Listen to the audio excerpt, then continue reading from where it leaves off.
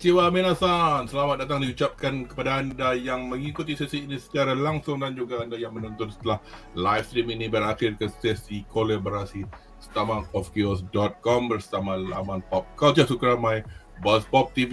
Seperti biasa saya Raja Kudo hari itu dari laman blog STOMACHOFCHAOS.com bersama para penulis dari BuzzPopTV akan memberi reaksi dan ulasan untuk filem The Boy and the Heron, Kimi Tachi wa Do Ikiru Ka, arahan pengarah anime tersohor Hayao Miyazaki. Filem ini dirilis pada 26 Disember tahun lepas dan masih lagi boleh ditonton di beberapa panggung sekitar Malaysia. Tadi aku cek kat TGV, boleh tengok dekat Miri. Bukit Indah kat mana? Indah Johor. Bukit Indah tu, and then Geni Plaza and the 3 other TGV yang boleh tengok in the Klang Valley. So sorry lah orang Perak kena pergi Penang.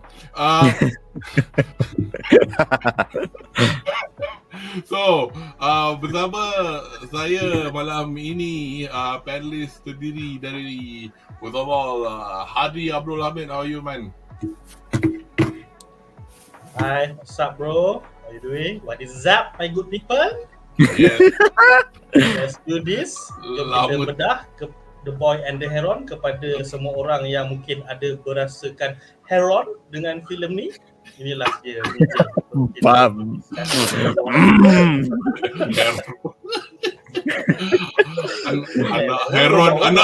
anak heron tu lah kau ni. Jadi dan juga Ariff Naqiuddin, long time no see my friend. Good to be back. Good to be back. Alright, so kita akan bedah sesi siapa yang rasa macam heron sangat tu. Semoga ada pencerahan dalam pembedahan inilah. Heron. And then juga our friend Nazir Khan, dia baru sort out his cat. Been a while. How do you guys doing? Konnichiwa sup. Konnichiwa sup. Kau ni banyak tengok blogger-blogger sekarang kat Jepun, kat KL sekarang ada banyak blogger Jepun siut. Konnichiwa sup lah, itadaki makan lah. Sorry masen. Tapi yang macam itulah pasal. Kau tengok lah Lalaport lah, Seibu lah, we are becoming Japan. So kepada anda yang rasa katalah Jepun tu mahal sangat, pergi je lah KL. Pudujil jadi Lalaport, dia tak ada Gundam ya. So anyway, untuk makluman anda, Thanks. Untuk makluman anda yang belum pernah mengikuti sesi ulasan kami perbincangan, kami akan mengandungi spoiler yang berkait dengan filem ini.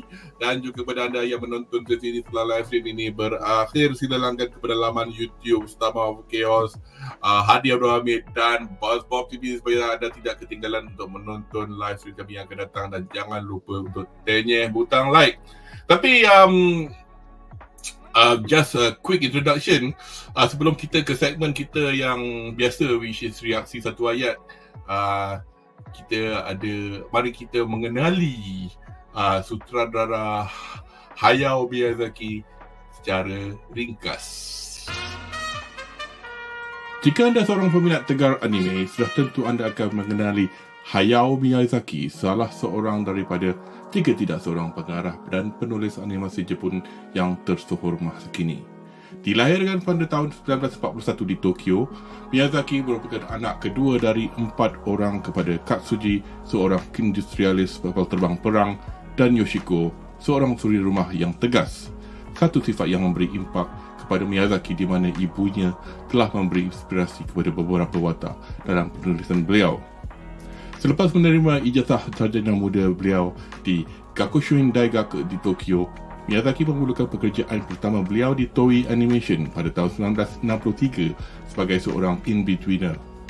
Oleh kerana kebolehannya, Miyazaki berjaya menjadi ketua animator pada tahun 1968. Ianya di Toei lagi yang Miyazaki bekerja dengan Isao Takahata yang kemudiannya menjadi salah seorang rakan kerja beliau di studio Ghibli.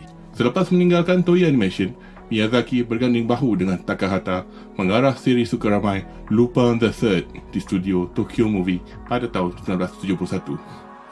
Walaupun kerjaya beliau di dalam bidang animasi, Miyazaki juga giat dalam pengeluaran manga. Di sini, beliau bertemu dengan Toshio Suzuki, seorang editor manga yang nampak akan potensi penulisan dan lukisan Miyazaki. Sebahagian daripada manga nuklear Miyazaki yang bertajuk Nausicaa The Valley of the Wind, Kaze no Tani no Nausicaa dijadikan sebuah filem anime pada tahun 1984 oleh studio Topcraft, di mana filem ini diarah oleh Miyazaki sendiri dan Takahata dijadikan sebagai producer. Setelah kejayaan filem Nausicaa bersama dengan Isao Takahata, Toshio Suzuki dan Yasuyoshi Tokuma, Miyazaki menubuhkan Studio Ghibli pada tahun 1985, di mana filem pertama Miyazaki di Ghibli merupakan Laputa Castle in the Sky, Tenku Oshiro Laputa, dikeluarkan setahun kemudiannya. 1988 menampakkan arahan terbaru My Neighbor Totoro, Tonari no Totoro, yang dikeluarkan serentak dengan filem Isao Takahata yang bertajuk Grave of the Fireflies. Walaupun filem Totoro pada mulanya tidak mendapat sebutan terhangat filem Nausicaa, Miyazaki tetap dengan etos Ghibli yang setiap filem hasilan mereka akan diberikan tumpuan sepenuhnya dengan bajet dan tempoh yang cukup supaya ianya bermutu tinggi. Ini terbukti dengan hasil arahan Miyazaki yang kemudiannya seperti Kure no Nobuta, Mononoke Hime dan sebuah filem bagi saya yang merupakan magnum opus beliau, Spirited Away Sento Chihiro no Kamikakushi. Filem yang kami akan ulas hari ini, The Boy and the Heron,君たちはどう生きるか, merupakan filem arahan Miyazaki yang pertama dalam 10 tahun selepas The Wind Rises. Filem ini dikatakan akan menjadi filem terakhir Miyazaki, walaupun beliau pernah menyatakan hasrat ini sejak filem Mononoke Hime lagi. Seorang eksekutif studio Ghibli yang menghadiri Toronto International Film Festival menyatakan yang Miyazaki sebenarnya masih bekerja di pejabatnya sehingga hari ini. So, kita sebagai peminat Hayao Miyazaki hanya boleh menunggu. Okey, so kita akan ke segmen seterusnya, reaksi satu ayat.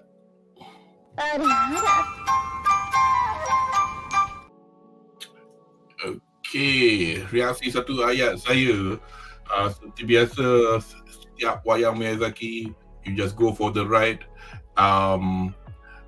Kita nak banding dengan filem-filem dia yang lain, which is untuk saya the fairest thing to do. A bit susah jugalah, tapi macam saya terdetik juga nak kata yang dia mungkin tak, dekat mungkin memang tak boleh challenge saya punya top Miyazaki film of all time, which I give a 10 out of 10, which is Spirited Away. For me that and Totoro was god tier lah. I mean, Totoro was more of a personal attachment to it, tapi dari segi penceritaan dan technicalities and all that, I think Spirited Away is his, as I said in the video tu, magnum opus dia. So Hadi, what's your reaksi satu ayat? Hadi, call mute. Yeah. Okay, sorry. Okay, kalau sebelum ni aku pernah buat review dengan BuzzPop dan aku dengan Ariff, dan waktu tu aku baru perasan, sebab waktu tu aku shoot Ariff dan Ariff shoot aku lah kan. Aku just baru perasan bila dah edit video, aku baru perasan kita orang punya reaksi satu ayat kita sama. Oh ya ke? Sebab masa aku rekod Ariff, aku rekod Ariff, aku tak fikir kan? Lupa dia punya reaksi satu ayat. Aku lupa dia punya reaksi satu ayat. Dan lepas tu bila Ariff shoot aku Ariff tanya aku, what is your first reaction? Oh, mesmerizing. Lepas tu bila aku tengok balik video, kau bercakap mesmerizing tak? Patutlah Ariff buat muka. Dan aku macam tengok dia. Aku baru perasan. But the beautiful thing is that we think at the same thing. Kita fikir benda sama. Means that mesmerizing is the correct word lah. It's correct choice of word lah. Word for this film lah kan. Tapi aku try bagi reaksi lain sikit untuk this session. Bagi aku, for me, this is a cinematic experience for me because ini adalah filem Hayao Miyazaki yang pertama aku tonton di panggung wayang. Sebab The Wind Rises, Spirited Away semua tu, I don't think filem-filem tu keluar dekat Malaysia sebelum ni. Kalau filem studio Ghibli yang lain yang selain daripada Hayao Miyazaki, I think maybe ada, aku tak aware. But yang paling latest sebelum ni pun macam Airwick, pun tak keluar agak kat Malaysia rasanya. And then my neighbor yang madas semua tu pun I don't think keluar kat Malaysia. Dah lama kan. Then this is cinematic experience bagi aku yang aku memang siapa-siapa yang macam memang follow aku memang tahulah, memang bila keluar je pengumuman diorang kata nak buat filem berjudul How Do You Live pada awasannya, lepas tu ditukar The Boy and the Heron. It's all memang daripada awal aku dah kata please saya Malaysia, even kau 2 bulan lewat daripada Japan ke 3 bulan lewat daripada Japan ke, please, but this is macam once in a lifetime punya experience. Kita tak tahu, ada orang kata Hayao Miyazaki akan buat lagi filem lepas ni, but we never know that kan. As long as sekarang kita nak tengok yang dia sekarang ni, and personally aku tak disappointed. Of course it will never reach Spirited Away, it will never reach My Neighbor Totoro. It depends on the person lah. Depend on the person lah. But at least bagi aku, kalau kau compare dengan The Wind Rises, kau compare dengan the other melodramatic filem daripada Hayao Miyazaki yang tak touch on the spiritual part, tak touch pada benda-benda yang pelik.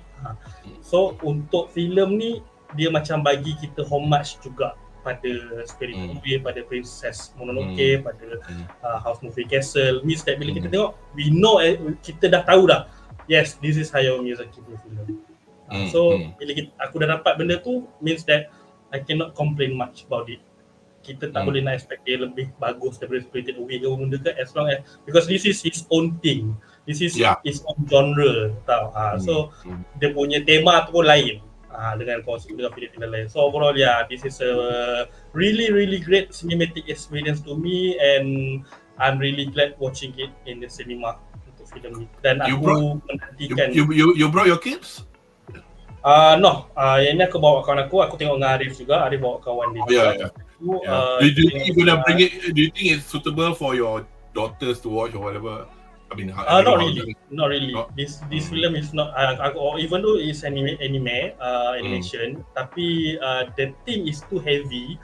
Yang aku rasakan macam maybe budak-budak bawah 12 tahun atau 13 tahun is hard for them. Probably a bit hard lah. Probably awal. Kita pun susah. Kita sendiri pun susah sebab macam it's basically macam macam ada orang cakap lah aku kan, this one kalau kau tengok sambil start video, bro, that's dope. kita akan ke situ. Hi bro. Dude. That's why kena go with the flow. Okay, cool. Nazir, let's listen to what your reaksi satu ayat when you watch this. Okay. Dah mengeluh dah. Aku as a guy who are not really, I'm not say I'm not a fan, tapi this is my second Miyazaki movie yang aku tengok, Studio Ghibli yang aku tengok. The first one was the Grave of the Firefly sebab people hype about the sadness and the grievance apa semua. Yes, there is a sad and grievance, but there is not much of the grievance for me lah. This is my personal take. And also if I be honest, about The Boy and the Heron, this movie is kind of movie that you should watch in Netflix. Why? Because you can pause the movie, you can do something else, and you can continue to watch. And also, Syaz, kalau kau tengok ni, this movie is a snooze fest. It's really a snooze fest movie yang engkau akan tidur for the certain part. Which bagi aku macam, I also fell asleep a bit. I tried to stay awake, but I fell asleep. And this movie might be not a movie that give an impression from my end. But let's see, Hadi, aku tanya kau as a guy that watching most of the Studio Ghibli, adakah this movie a suitable movie for the person that have a little knowledge of the Miyazaki punya work actually? Yeah. Tanya kau lah. Yeah. That's why aku tak judge lebih-lebih bila kau kata kau tak berapa suka because you only watch 2 of the Hayao Miyazaki punya kerja and of an extreme spectrum of yes, cerita very as extreme spectrum. Even Grave of the Fireflies pun aku baru tengok tahun ni je, tahun lepas je aku baru tengok. Sebab it's not the fun type of movie to watch actually. That's why kalau aku nak suggest, kalau kau nak go into Hayao Miyazaki punya works, kerja dia, the first thing yang memang kau kena tengok is Spirited Away. That's all. Spirited Away. and then Away, we will kau tak tengok, if Spirited Away kau tak boleh, kau tak masuk juga, yang lain-lain kau tak payah tengok lah. Okay. Habis ni aku terbuka dari risau. Because aku rasa lah bagi aku dan maybe juga pada orang lain, Spirited Away macam Kudo kata is a magnum opus dari Hayao Miyazaki, and that is macam filem yang first untuk kau mengenali Hayao Miyazaki, supaya lepas tu baru kau boleh tengok filem yang selepas dan sebelum Hayao Miyazaki. So masa aku tengok Spirited Away pun, and then lepas tu baru aku layan House Moving Castle. Dapat agak feel dia. Tapi lepas tu bila tengok yang lama-lama, macam kau tengok Laputa, kau tengok Nausicaa kan, kau rasa macam susah nak masuk. Macam kena stop sekejap, lepas tu layan balik, baru boleh feel balik. Tapi lepas tu bila kau tengok pula Mononoke Hime, Princess Mononoke, then baru kau rasa macam shit, apa yang ada dalam Spirited Away ni sebenarnya dah ada dalam Princess Mononoke kan, dia macam homage kan. So that's why I kata Spirited Away tu macam dia macam compilation of Miyazaki punya works untuk setiap filem dia lain. So kalau kau tak boleh nak masuk, aku tak kisah kau tak boleh nak masuk The Boy and the Heron, tapi kalau tak boleh nak masuk Spirited Away, so tak payah tengok Miyazaki punya yang lain. betul. So kira Spirited Away is a litmus test lah untuk those who want to start with the Miyazaki punya work. And you can watch after this dekat Netflix. Boleh terus tengok je. Kat Netflix mana ada. Anyway, so let's see Ariff, your reaction to that. Reaksi satu ayat aku tak ubah lah sebab Adi dah ubah. So aku just ulang balik. Mesmerizing. Okay, it's mesmerizing and it's artistic treat for people yang, although macam like from my experience aku rasa dia out of his catalog lah, I would say I've only watched like 20% of his catalog. Varying times lah and varying but for me visually it's a treat, sonically it's a treat, which we will explain nanti in Bedah yang lain, and dia interesting sebab benda tu kau akan floating dulu bila kau tengok, and then a couple of seconds baru macam this is why it happens. Benda tu, there's a reason why the silence and the timing is there, so that you can breathe in and settle down dengan apa yang kau lihat. Sebab again, Miyazaki film, it's not a fast-paced film, it's not a film yang macam show. Dia macam dia akan dia bukan cerita yang akan tell you what is happening. Dia show, and then you akan macam which is why out of 10 people tengok, 10 people akan dapat benda lain. How true it is up to your debate lah. Exactly. That's interesting. Just before I give a final comment on the reaksi in general, we'll have a quick look at chat. We've got Caleb wishing us a Happy New Year and Happy New Year to you too. And Caleb, bila pakcik nak pencen, entahlah. Dia kata nak pencen 4 kali dah. So we're not complaining. We're not complaining kalau dia tak pencen pun. So is The Boy and the Heron better than The Cat Returns? It depends though. The Cat Returns was like another fantastical story. It's a bit more whimsical. Whereas The Boy and the Heron is a bit more serious, and we'll talk about the themes that that this particular story will cover lah. Category The Great again, commenting on Pakcik tak bencin dengan dia suka Nausicaa of the Valley of the Wind. This is quite an interesting thing though. Nausicaa Valley of the Wind masa dia orang mula-mula buat. Dia buka Flex. So wayang dia the first 16 chapters on volume 1. Tapi manga ni habis tahun 1994. The actual film was Aku 1 tahun time tu, sajalah bagi tahu. So the fact is, banyak orang kata, oh dia dah buat sequel. It's not a sequel. He's been working on it. But this is one thing I find fascinating with Miyazaki, because as a creative person, dia suka hati dia nak buat apa dia buat. I mean, saya recommend kepada sesiapa yang nak mendalami psyche Miyazaki. There's something on NHK World called 10 Years with Hayao Miyazaki. It's on YouTube. In fact, you can go online to nhkworld.com. You can watch of it in HD. Each episode about 45-50 minutes, and then just one camera following him for 10 years, and you can see how his mind works, and it's such a fascinating. I mean, by the by lah. Dan juga Ilham HT, selamat tahun baru 2024. I mean, okay lah, just a final comment to my colleagues punya opinion on this film is that, untuk aku lah, wayang Miyazaki ni, you just have to go for the ride. Kau ikut je. Correct. Kau ikut je. Go with the journey. Kita tak salah cara sesiapa yang nak menonton sesuatu IP, cara tak ada satu cara yang betul, tapi macam you find some of your friends yang jenis macam they need to know everything. They need to know why is this, or they need to know why is the world like this. Oh, there's not enough world building. So there's nothing wrong with that, but then again, you have to bear in mind that storytelling punya narrative differs from different creators.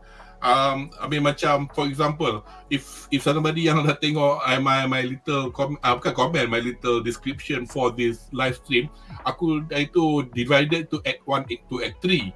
But naively going about, not everybody makes a story with 3 acts. You don't have to have a resolution to act 2 and in act 3, for example.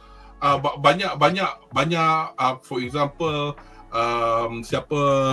there's a classic film director called Ozu in Japan. Dia buat film seperti Tokyo Story in the 60s.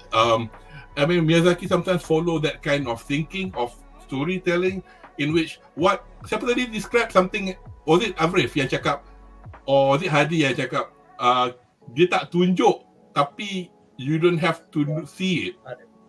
Ariff, dia tak cakap, dia tunjuk. Yeah. So because kalau kita baca, I mean, I read this somewhere, that's called an ellipsis. So in storytelling, kata dalam benda tu tak add to the narrative, the director may choose to not show it. In fact, sometimes kalau dia buat cerita kan, suddenly at the end of a wedding, kau fikir, wedding tu tak penting ke? Sedangkan why does it matter? We're talking about something else. This wedding, walaupun dia main character ke apa. So and it leaves people to allow people to extend their mind to kind of like, okay, interpret it as you will, but that makes for interesting storytelling lah. So anyway, but that's by the by lah. Tapi banyak lagi elemen dalam filem Miyazaki yang ada, and it's banyak will be touched in this film, and we shall go on to our next section, which is kita actually, as I told my panelist friends hari ni, kita macam free for all lah, kind of. I didn't create any questions macam nak kata adakah orang ini begini kerana begitu, because I don't, that just doesn't add to the, I don't know, discussion in my opinion. Which is good, because I don't think you're able to do that, because I think tapi I guess kita just to quickly recap cerita ni kepada sesiapa yang menonton dan juga. So basically it's about a boy called Mahito during the Second World War, when the Americans bombed Japan. Walaupun paling teruk kita nampak Hiroshima dan Nagasaki atomic bomb, actually the most damage is actually caused by fire bombing. So it wasn't really implied that this was actually a American bomb, but the fact that the flames were reaching like all these particular parts of the city, and it was 1940 something. They didn't, I don't know whether they actually specified it was it was in the war effort anyway. You could see yang ayah Mahito Soichi tu, dia buat kapal terbang punya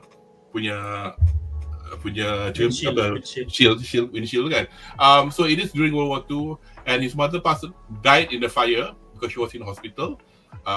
And then they moved out of Tokyo to live in the boondocks, and then and from that point onwards, he started seeing this bird, which is a bangau or heron, that can speak and says that his mother was still alive. And then he followed the bird, not even reluctantly, but he just wants to find out what the hell is happening. And daripada tu cerita ni goes on and whatever lah. Tapi I'm not trying to macam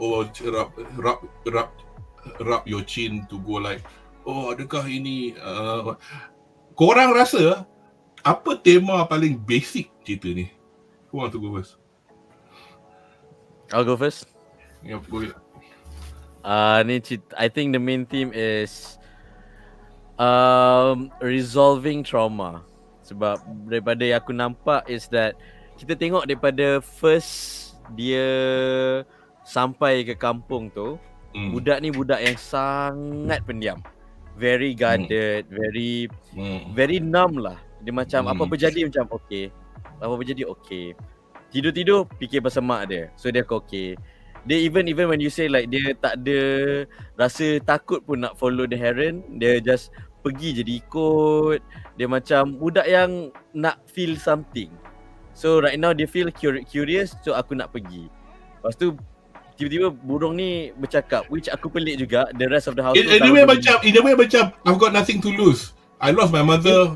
Now we got bloody talking bird. Okay, fine. Show me where my mother is. Lepas tu kau pula cakap pasal my mom is still alive. Macam this half of him rasa macam kau insult aku, half of him rasa macam maybe dia tak tipu. So dia curious at the same time dia angry. So which is any like how old is he dalam cerita ni? Tak silap macam early teens juga kan, atau middle teens, at least 15 lah probably. And then throughout the story you can see him finally being able to be more emotional and being able to macam apa ni, forgive himself lah in a sense. That which is kita tengok at the end of the story, dia macam dia a lot more expressive, lagi elok dengan orang sekeliling dia, and manage to form bonds lah. Kalau tak, even dengan orang-orang yang duduk dengan rumah dia pun macam diorang nak jadi baik dengan dia. Macam hai budak, hai benda ni macam okay, alright, terima kasih, alright, saya dah habis makan, okay, saya nak balik, okay. So by the end tu dia ada closure lah.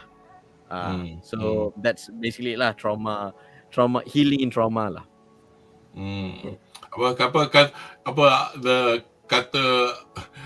The word of zaman-zaman sekarang, healing. Yes. Healing. Adi, awak healing betul. Are we healing today? Heron healing. Basically betul lah apa yang macam Ariff katakan, dia is something about post traumatic disorder juga, ada pasal isu PTSD juga, and then pasal depression, and it's about a boy punya depression. That's why dia punya isu yang dia sampai tu is so deep, and towards the movie baru aku realize macam okay, no wonder why the movie called How Do You Live in Japan. Sebab kalau ikutkan, this is a adaptation from a novel kan, novel tahun 1930-an untuk lagu. And this is one of macam Miyazaki punya style juga sebenarnya bila dia buat a lot of anime film dia. Some of the punya anime film is adaptation from novel, tapi yang menarik itu dia punya adaptation tu he make it his own tau. Dia tak buat sebiji macam novel punya adaptation, macam contoh macam House Moving Castle, also from a novel, and then even the novel got a sequel, but not necessarily dia kena adapt pun the sequel, because the film itself is already fit as a individual film. So untuk yang ini, bila sampai satu tahap, bila dia buka satu buku daripada pemberian mak dia about How Do You Live, okay, then baru aku dah, okay, this is about a film that a boy, budak ni, dia punya tahap traumatized, dia punya tahap depression sampai dia rasa macam dia dah tak hidup. Dia tak alive. Dia there's nothing to lose dalam hidup dia. Dia tak ada rasa apa-apa, tak ada rasa feeling apa-apa. Sampailah bila muncul misteri about the tower, muncul misteri about the heron apa semua tu, barulah dia rasa macam something yang macam okay, this is an escapism for him from his actual life. That's why kalau tengok dia punya behaviour is very suicidal behaviour tau. Throughout the beginning of the movie, bila dia kena belasah dia kena bully dengan budak remaja, how he cope with that. Dari batu dia ketuk kepala dia semata-mata sebab dia tak nak pergi sekolah.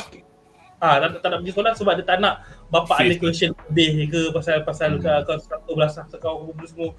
I mean that's drastic, sangat drastic.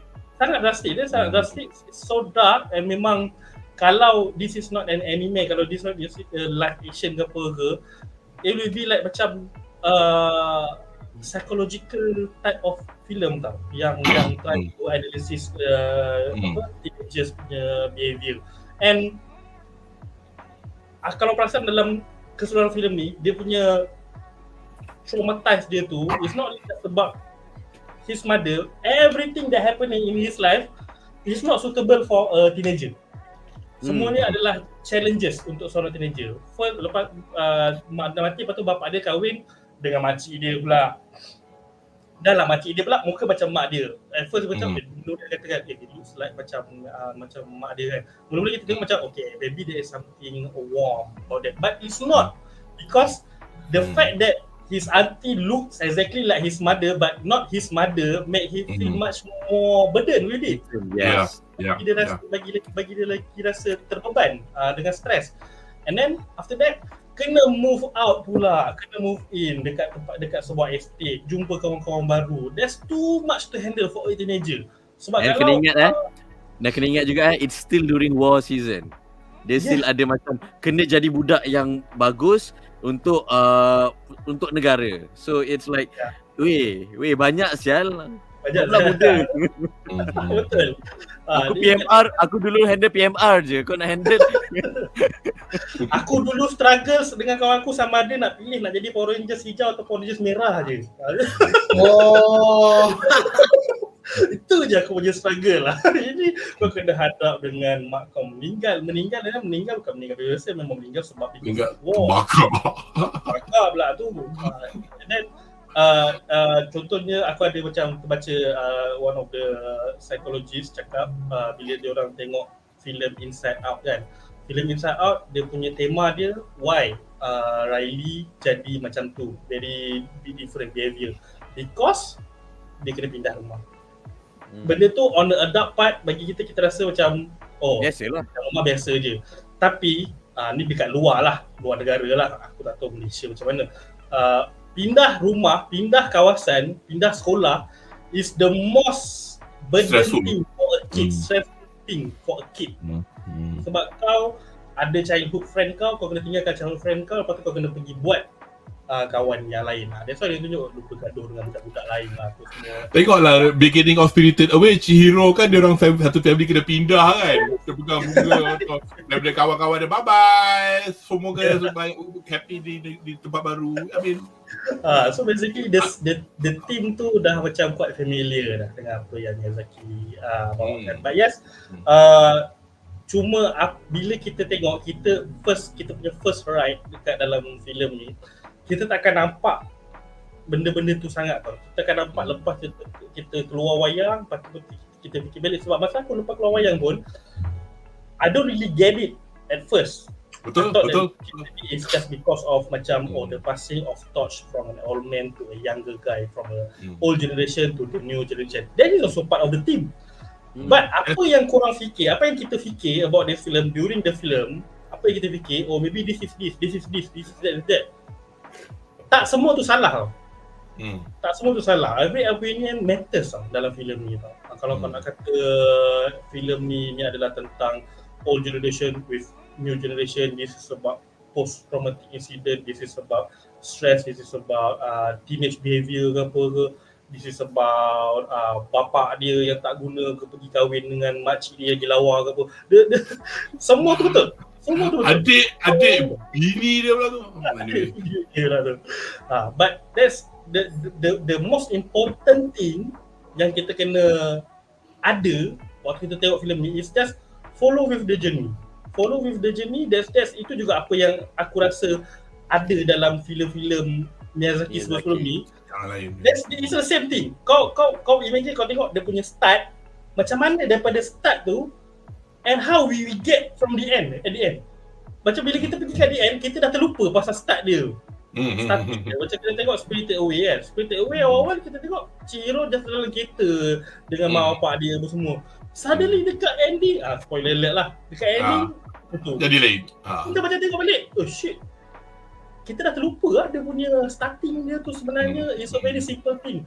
Sama juga macam Princess Mononoke kan. Princess Mononoke watak dia macam dekat kampung macam gini-gini hero. Lepas tu suddenly tiba-tiba the evolution tu dalam tempoh 2 jam escalate really quickly. But kita tak perasan. It's escalate quickly tapi kita tak perasan. Sama macam bila tengok cerita ni, aku at one point aku rasa macam aku tengok agak jam. Tengok jam dah setengah jam, dah 1 jam. Bila plot nak mula ni? Bila plot nak mula? Bila dia nak masuk ni dalam dunia ni? Itu aku rasa gitu. But surprisingly, cerita ni dah bermula daripada awal lah. Cerita dah bermula daripada awal. That's how Miyazaki buat cerita dia. Yang aku pernah baca lah dekat majalah. Aku tak tahu sama ada betul ke tak. Cara dia buat filem, dia tak tulis ending. Dia tak buat dia punya third act. Dia tak buat third act. Waktu shoot filem, waktu macam dia lukis semua tu, sampai dia nak ke hujung tu baru dia buat dia punya ni. Because he is also part of the journey dalam filem tu. Dia nak tengok ke mana arah filem tu. That's why kita tak boleh nak kata macam ada sampai kadang orang kata kenapa dia tiba-tiba muncul watak ni? Kenapa tiba-tiba muncul watak ni? It's not tiba-tiba. It's just that macam the character is convenient for at that time of the plot. Macam King Bird ni kan. Daripada awal tak ada tunjuk King Bird tu. Dia tiba-tiba kan dia tunjuk. But the importance of the character tu. Bukannya kau tak ada letak hint kat depan, tiba-tiba keluar watak tu, suddenly tiba-tiba watak tu tak ada bagi apa-apa impact pun. That's a waste of time lah kan. Tapi apa yang Miyazaki buat dalam ni, it's not a waste of time. Sorry to say Nazir, it's not a lazy writing. That's how it is. That's how it is, and it's basically that's the writing lah. That's the brilliant writing lah. It's not that something that they have to tell you. It's something that they want to show you. Kau tengok, kau fikirlah sendiri apa yang dia semua sampaikan.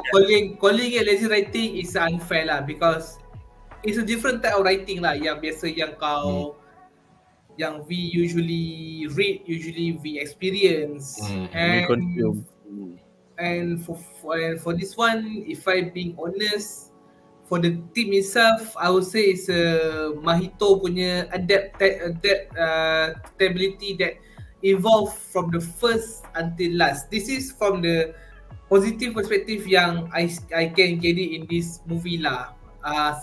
Before this, dia like a stone face punya muka sampai ending. You know, he learn to appreciate people around him. And kalau cakap pengajaran, satu je lah aku cakap, dengar cakap orang tua. Itu je. Listen to the old people. Jangan pergi sana, jangan pergi sana. Tapi bila pergi, apa jadi? Kau dah masuk ke alam lain. Alam bunian.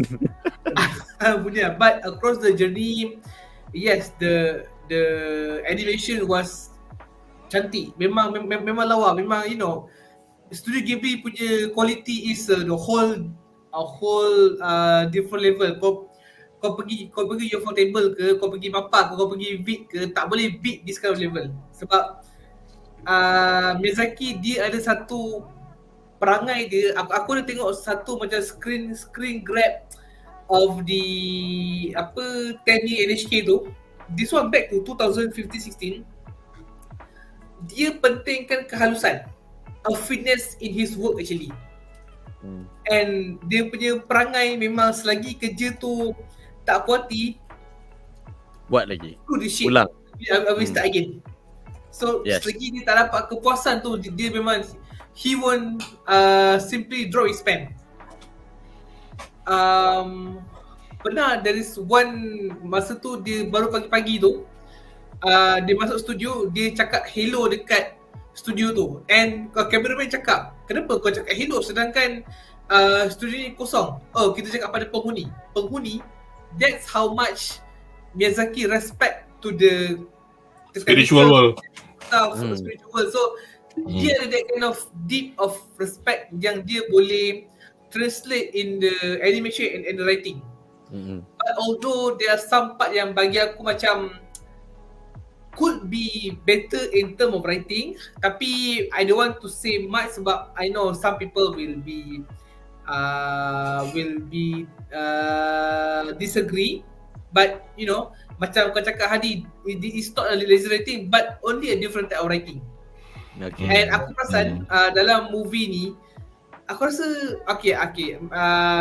maybe this is just my personal assumption, tapi dia punya dialog dalam ni sangat kurang. Dia like a show, dia doing more show than talk actually. Not tell lah, than talk. Ini yang aku perasan dalam The Boy and the Heron. Dia bagi visual cue yang do the work. Okay, you want to know what happened? You have to see for yourself. You cannot simply assumption while we talking. No, there is no dialogue in this moment. You have to see what's going to happen. Dia basically in a sense dia tak kasi kau pergi masak sambil tengok Mata kau tu kena melekat. Yes. And I think that's a good thing juga sebab macam Hadi cakap tadi kan, certain things dia macam rasa like macam aku punya initial reaction lah, cerita ni draggy, tetapi dia draggy yang dia nak kasi kau rehat in a sense. Oh, benda ni banyak and then dia nak kasi kau rehat. Even a shot tu can sometimes last for like 5 seconds. Kenapa? I think dia nak suruh kau reflect. Okay, it is a beautiful artwork. Appreciate the artwork lah. Tengok lah. Macam okay, rather than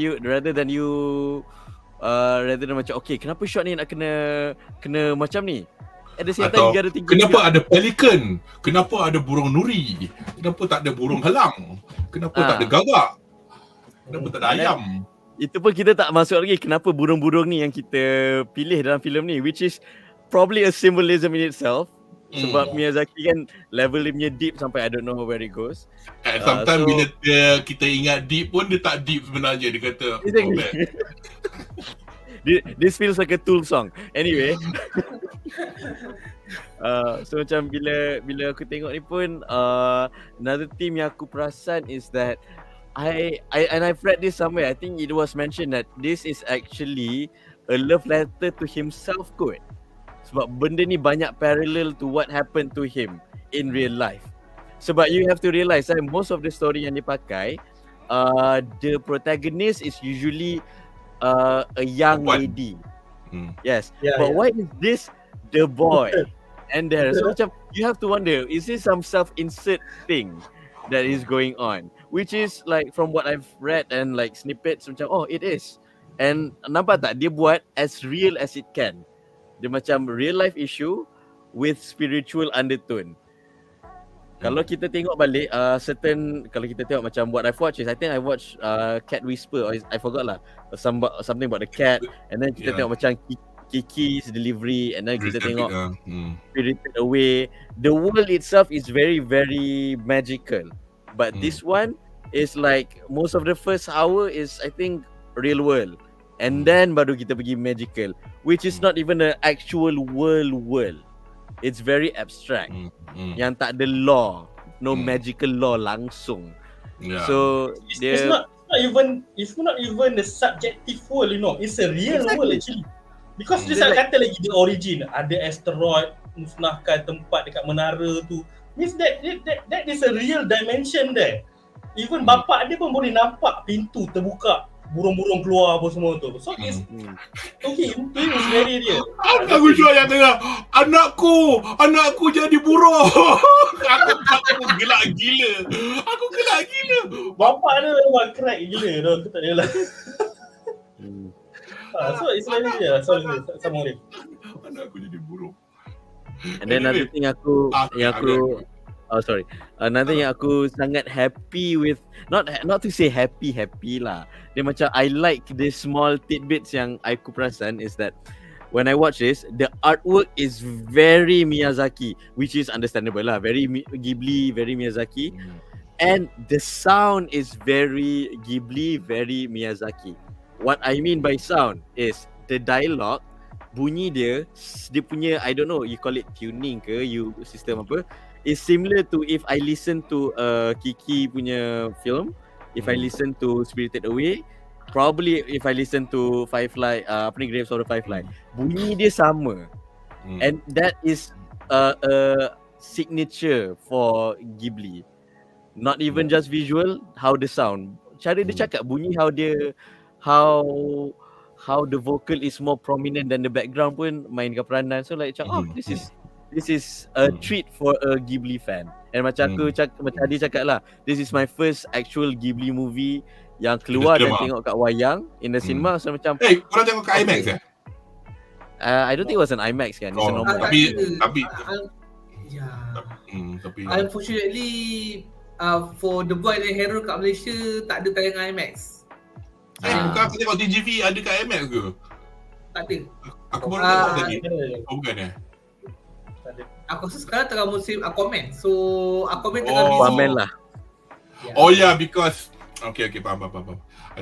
Okay. Anyway, fantastic points that you guys made. Hopefully I can remember because aku malas nak ambil kertas tulis pensil semua. So hopefully I can pick up bits that I can remember from all your fantastic points. Tapi macam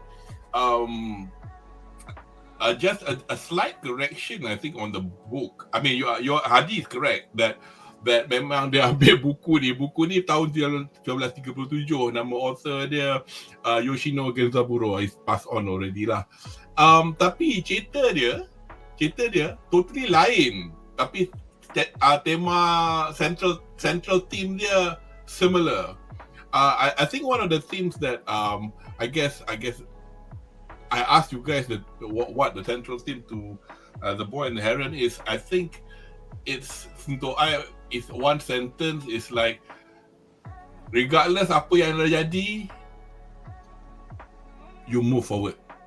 Regardless of what you do, you move forward. Okay. Kita tak cover part ni lagi because I think I want to cover it later because I think we will mention about this. But the fact that I mean, as Hadi and everybody else mentioned, the trauma of the loss of his mother and all that. And at the same time, dia as a dutiful son, kau tak tengok dia bangkang ayah dia ke apa, dia ikut je lah. Yes, dad. Dia tetap hormat kepada mak tiri dia sebagai anak, you know. The way that he tak lawan balik. I don't think they actually in a sense kan bila cakap macam tu kan, I feel like dia bukan agree as a son sebab I don't think they acknowledge.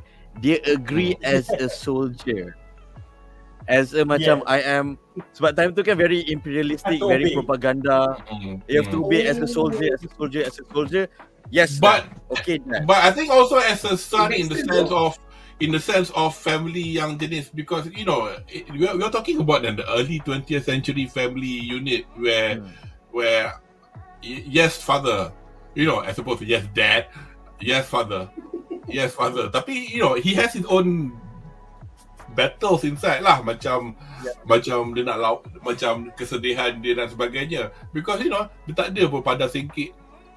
Dia tetap kata thank you dekat orang gaji mak tiri dia, walaupun dia orang tu macam, you know, the way that Miyazaki drew the maids kan nampak very grotesque, macam nak menunjukkan bukanlah kasta, tapi obviously ayah Mahito, you know, he's an wartime industrialist making parts for fighter planes, he's rich. Let's take the Datsun to school, and yet orang gaji dia macam hidung besar, macam duduk kampung mana lah, tak dapat Nenek kebayan punya level lah. So macam, tapi yet dia sebagai anak, he knows his place. Aku makan kat sini, thank you very much for the meal. Dia buat je. Dia tak sedap, tapi tak apa, aku makan je. Tak apa. But that's how it is. But the fact that they actually still get food, where I think a lot of countryside people in that time were suffering. Macam Malaysia lah. Malaya masa Jepun kan, semua orang makan. There are people of privilege macam yang kami makan nasi macam biasa je because you are privileged. Orang kampung lain makan ubi, when the Japanese invaded Malaya. But that's by the by. So when going back to the book,君たちはどう生きるかtu, because masa 2016, 2017 dia punya cucu ke or the author when they had the meeting, dia kata kita nak buat cerita ni macam ni. Tapi in the end when he watched the film, dia kata tak macam buku atuk aku pun, tapi macam he can see lah the similarities of the theme of whatever happens, you move forward, because the story in the book is more about a 15-year-old boy and his uncle, and how he's trying to find his place in the world. So this is like probably 1937, just about pre-war Japan, and the last passage in the book actually yang tanya, so korang pula, dia macam tanya kepada pembaca, korang macam mana korang hidup? Aku dah jumpa cara aku nak hidup untuk cari tempat aku kat dunia ni. So I think that was quite a good thing. There's another thing that I wanted to touch, but I think I now dah macam once dah gone on a semi-tangent. I hope to remember lah afterwards what to add later on. But we'll go on to the segment seterusnya.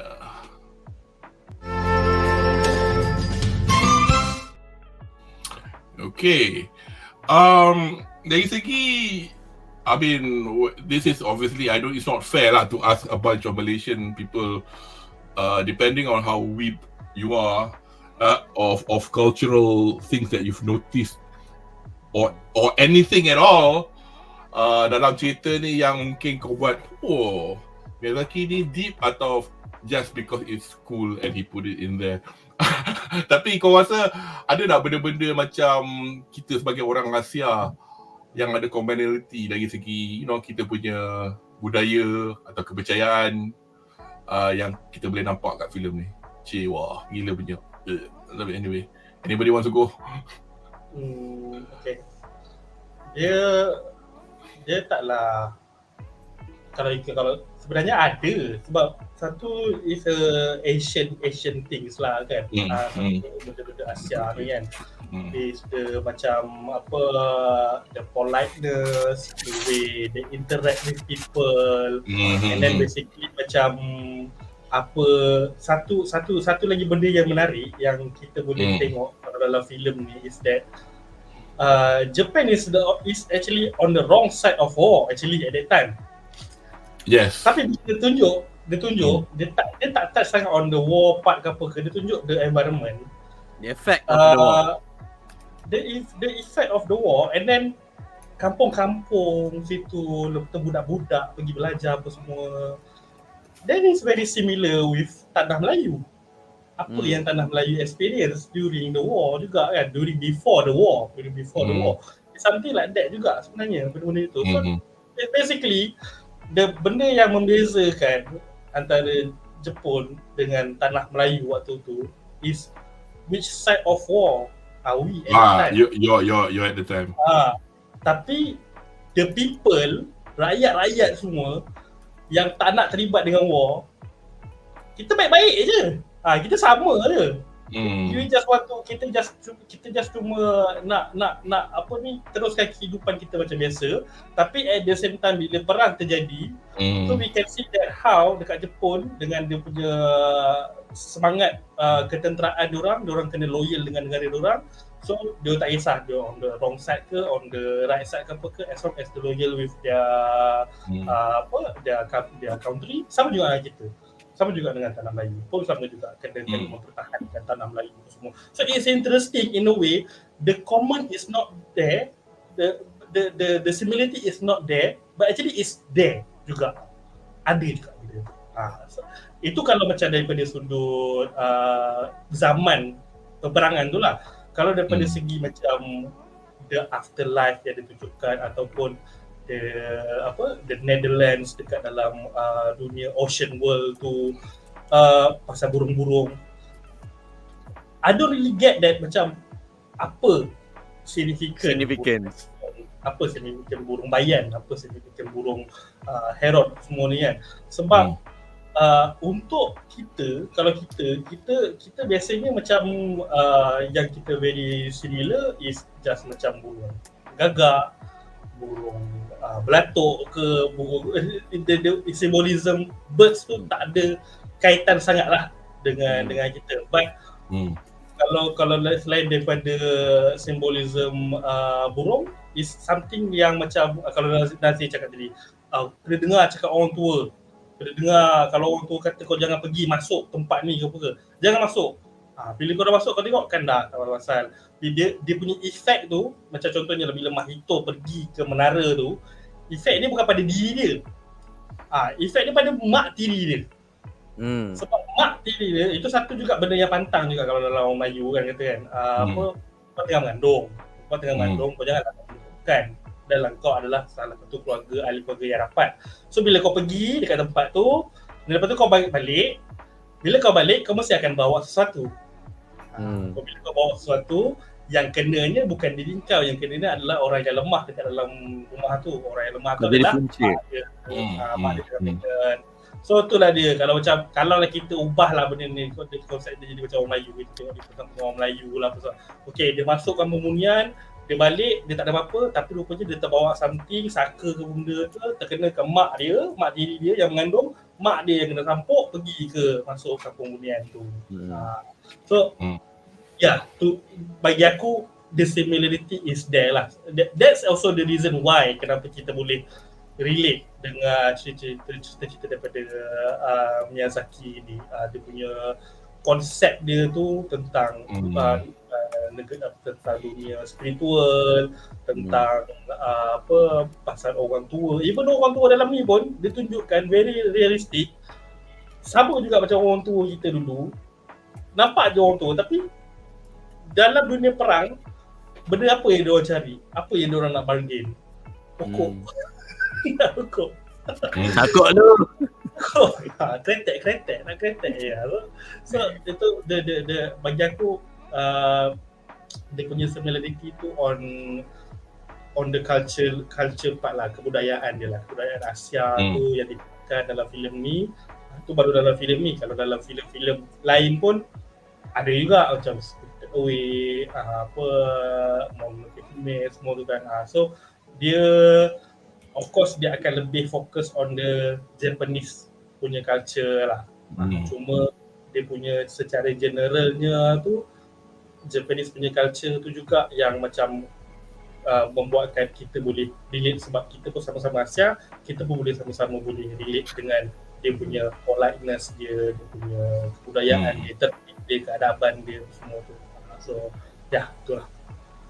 Anybody else want to add to what I think untuk dari segi cultural, I think the heron itself, sebab kalau tak silap aku ada nampak like Japanese I think the royal family ada logo yang ada macam bentuk burung heron kot.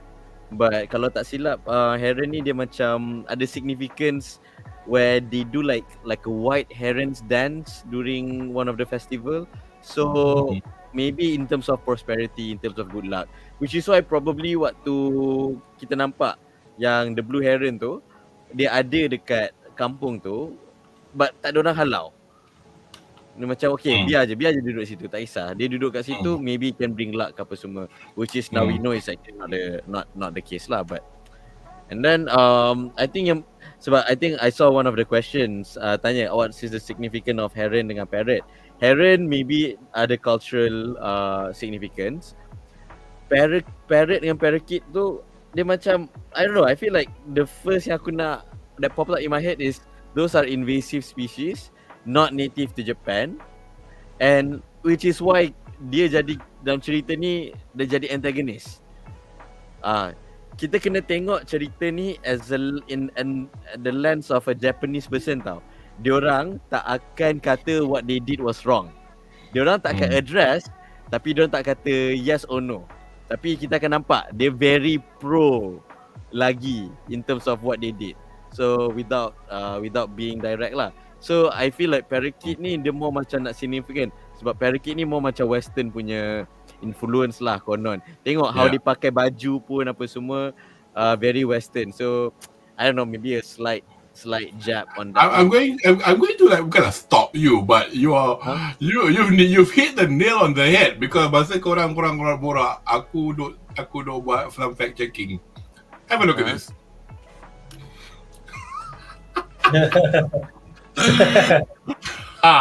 Okay.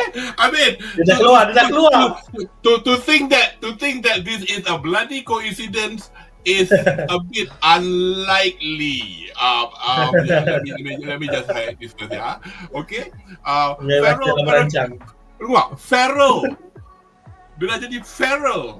Let loose after an exotic pet craze have taken over the world's largest city. And this was written in 2014. It was 9 years ago. Literally 10 years ago.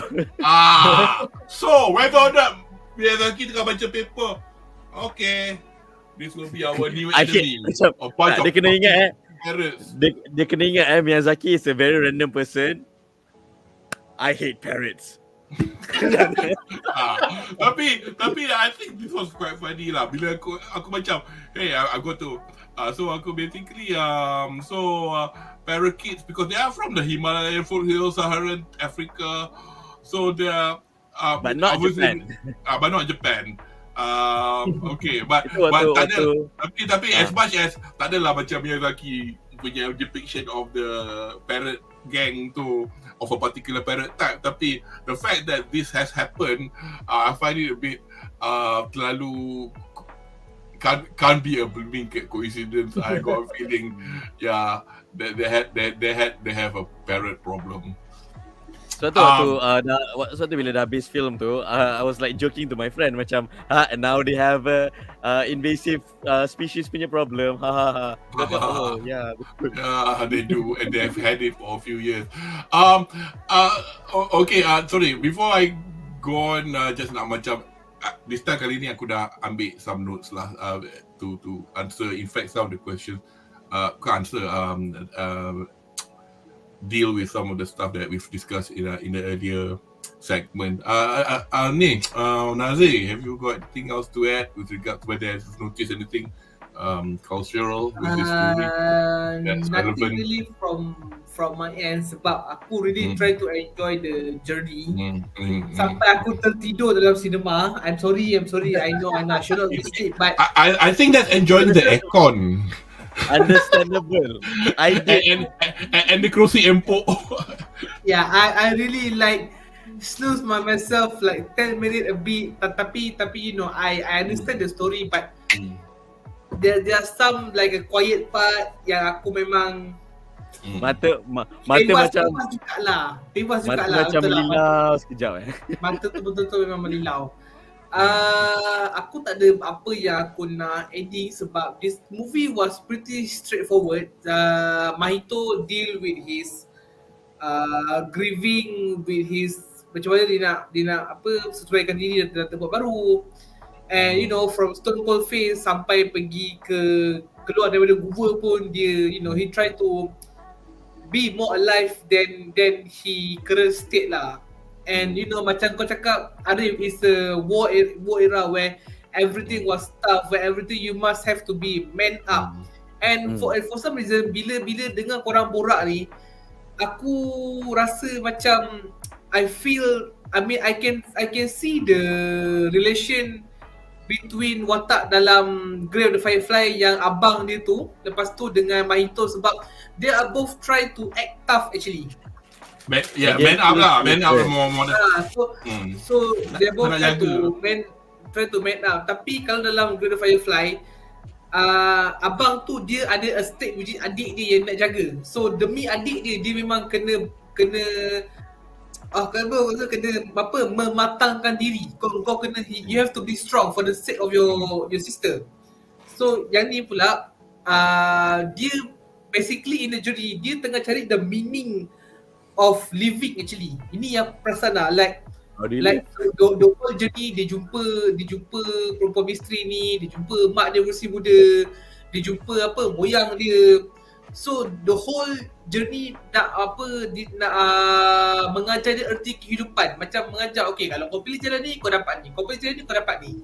So the journey yang dia nampak macam-macam tu, yang bila dia dah keluar tu, okay, I know how I should live my life. Although aku sebenarnya there are certain part towards act 2 and 3 yang aku rasa macam it's kind of useless, not useless, it's kind of like the significant. Ada soal. Macam apa benda ni? Kenapa ni? Like macam okay, this thing go like this, tapi kenapa the result are the same? Aku cakap The what? Okay, for example, scene yang mak dia masuk dalam bilik beranak yang bilik beranak tu, bilik yang patah larang. Okay, it's fine. Itu macam kira macam okay, yang mak dia cakap, mak berusia muda cakap dengan dia, kau kena masuk sebab aku tak boleh masuk. Okay, bila dah masuk bagai apa semua, end up bila selamatkan mak dia tak beranak pun, sama je. So, what are the significant, what are the important of that scene? Aku faham anak dah selamatkan mak dia, tapi what? Aku boleh jawab soalan ni, tapi aku nak either Hadi or Ariff bagi pendapat lu. I think dia macam more, the significance is that dia macam diorang dah buat a perjanjian. Sebab kita boleh nampak kan daripada parakeet, dia nampak macam ada persetujuan antara the orang tua of the tower and the parakeet tu. This is the perjanjian. Ini benda ni yang dah jadi. So maybe the reaction is more on breaking the perjanjian of someone from your brother. Sebab ada satu like kind of still contract yang the king, the parakeet king dengan orang tua ni, okay, simple je, aku jaga kau punya kingdom, aku jaga kingdom kau tapi satu benda je, bilik tu jangan biar orang lain masuk. So tiba-tiba bila mak dia tengah nak teran beranak, tiba-tiba Mahito masuk. So the deal has been broke. Itu yang the whole parakeet nak pergi makan, nak buat kenduri 7 pagi tu, aku tengok macam wah, happy-nya korang siap buat segala kenduri pakaian. So macam I feel like it's kind of doesn't get anywhere, but I know Miyazaki punya style, dia akan letak something tu, lepas tu dia belah. Dia takkan bagi lebih. Dia macam kalau aku nak jadi troll kan, macam okay, gaduh lah korang kat situ. sebab macam aku tu macam Makoto Shinkai, those who direct whether the video and your name, banyak inspired daripada Miyazaki punya storytelling. And you know bila aku tengok Miyazaki, okay, this is where Makoto dapat all the idea, all the good writing stuff from. So macam Makoto Shinkai punya style, dia akan bagi the closure. Okay, this is the closure, that's it, simple. Kalau Miyazaki, dia bagi tak ada closure, pandai-pandai korang lah. Itu yang buat macam kita semua macam debate dekat social media, dia macam ni, dia significant. Padahal kadang-kadang kalau kau tengok dalam interview dekat NHK, bila korang tanya, apa point kau buat anime ni? Tak ada apa, saja suka. Lepas tu dia kadang-kadang kalau kau tengok dia punya interview, the word list tu, anime is a mistake. People are fighting each other. Dia always give something negative, tapi bila kau buat anime, lawa gila babi. Aku macam, how this guy mind work actually? Pelik gila. Dia sini dah Nazir. That's why sebenarnya aku faham Miyazaki is not really just this film. Basically mana-mana filem dia kau tengok pun kau akan ada feeling tu. Kau ada feeling macam kau dah apa ni ya? kau dah invested, kau dah rasa macam I am in this world already. Come on, bring me again, bring me more. Okay, finally we are at the closure. Suddenly habis. And bila habis tu, kau tahu tak? Dia habis, contohnya bila kita tengok Spirited Away, kita tengok Kiki's Delivery Service semua kan. Almost every film dia lah kan. Bila habis tu kita rasa macam fuck, aku punya roh masih ada dalam filem tu. Aku tak sempat nak bawa dia keluar lagi. Tapi kau dah strip aku, kau dah habis tu. It's the same thing dengan The Boy and the Heron. Bila biasa aku dengan Kudo gelak bila dah saya tanya ada post credit tak. It's not that kind of movie. Dia habis, dia tunjuk dia dengan mak dia dah ada adik apa semua. Habis. Tutup itu. Buka keluar wayang. Teruskan kehidupan kau. Tadi sebelum kita orang start. Ya, sebelum kita start, aku tanya Arif kata tapi ni korang punya version ending credit korang Japanese ke in kanji? Tak in English. That's what because apa? Kau rasa okay, aku tahu cerita tu abrupt. Tadi aku discuss dengan Arif. Abrupt tu tak kisah. Is you create a bittersweet feeling plus he's found what he needed to do in his life, for example kan. Tapi aku rasa macam masa dia daripada pintu tutup ke skrin biru dengan kredit English tu, rasa macam intern mana pakai window movie maker gila macam crack. Aku macam boy dia bukan tak ada closure ke apa kan. It's not a storytelling issue, but aku rasa macam technical issue. Aku macam bukan wayang ni kan rahsia kan. Macam kita orang nak tunjuk kat korang macam alamak kita sekarang dah nak tunjuk kat UK dengan US dengan Malaysia semua. Hey you, could you write the credits in English please? Ada bani kan. Okay, bobo. Aku tengok, aku tahulah dah abrupt tapi macam kalau aku buat edit dekat Final Cut kan, aku bartang gila kalau jump cut tu ada macam 1 millisecond of the next scene aku boleh nampak tau. So aku akan stretch, tarik, potong. Macam orang yang buat tu macam tak buat benda tu. Aku macam, oi, kau baru tengok cerita di past 24 hours kan, not more than 24 hours ago kan. So you still have that feeling lah. You still have that feeling yang rasa Bro tak balik lagi. I know it doesn't matter, but I was like, what the hell was this? The most expensive animated film in Japan this year. Anyway, okay. Comment. Okay, too random to message. Okay. I'll just answer your question, Bani, before. Actually, I'm going to mengulas sedikit lagi a few points which I've pointed out. Yes, it's aesthetically pleasing, but it's too random, too metaphorical. But this is the beauty of a Miyazaki film. Some people don't like it. I've got one of our panelist friends who like to use Fast and Furious as an example. Kalau kau minat Fast and Furious, kau takkan lah dia punya setting bar tu Fast and Furious ke? Tak salah. Sekatilah korang nak pakai bar apa pun. Tapi there are people who are wired like that. I'm wired.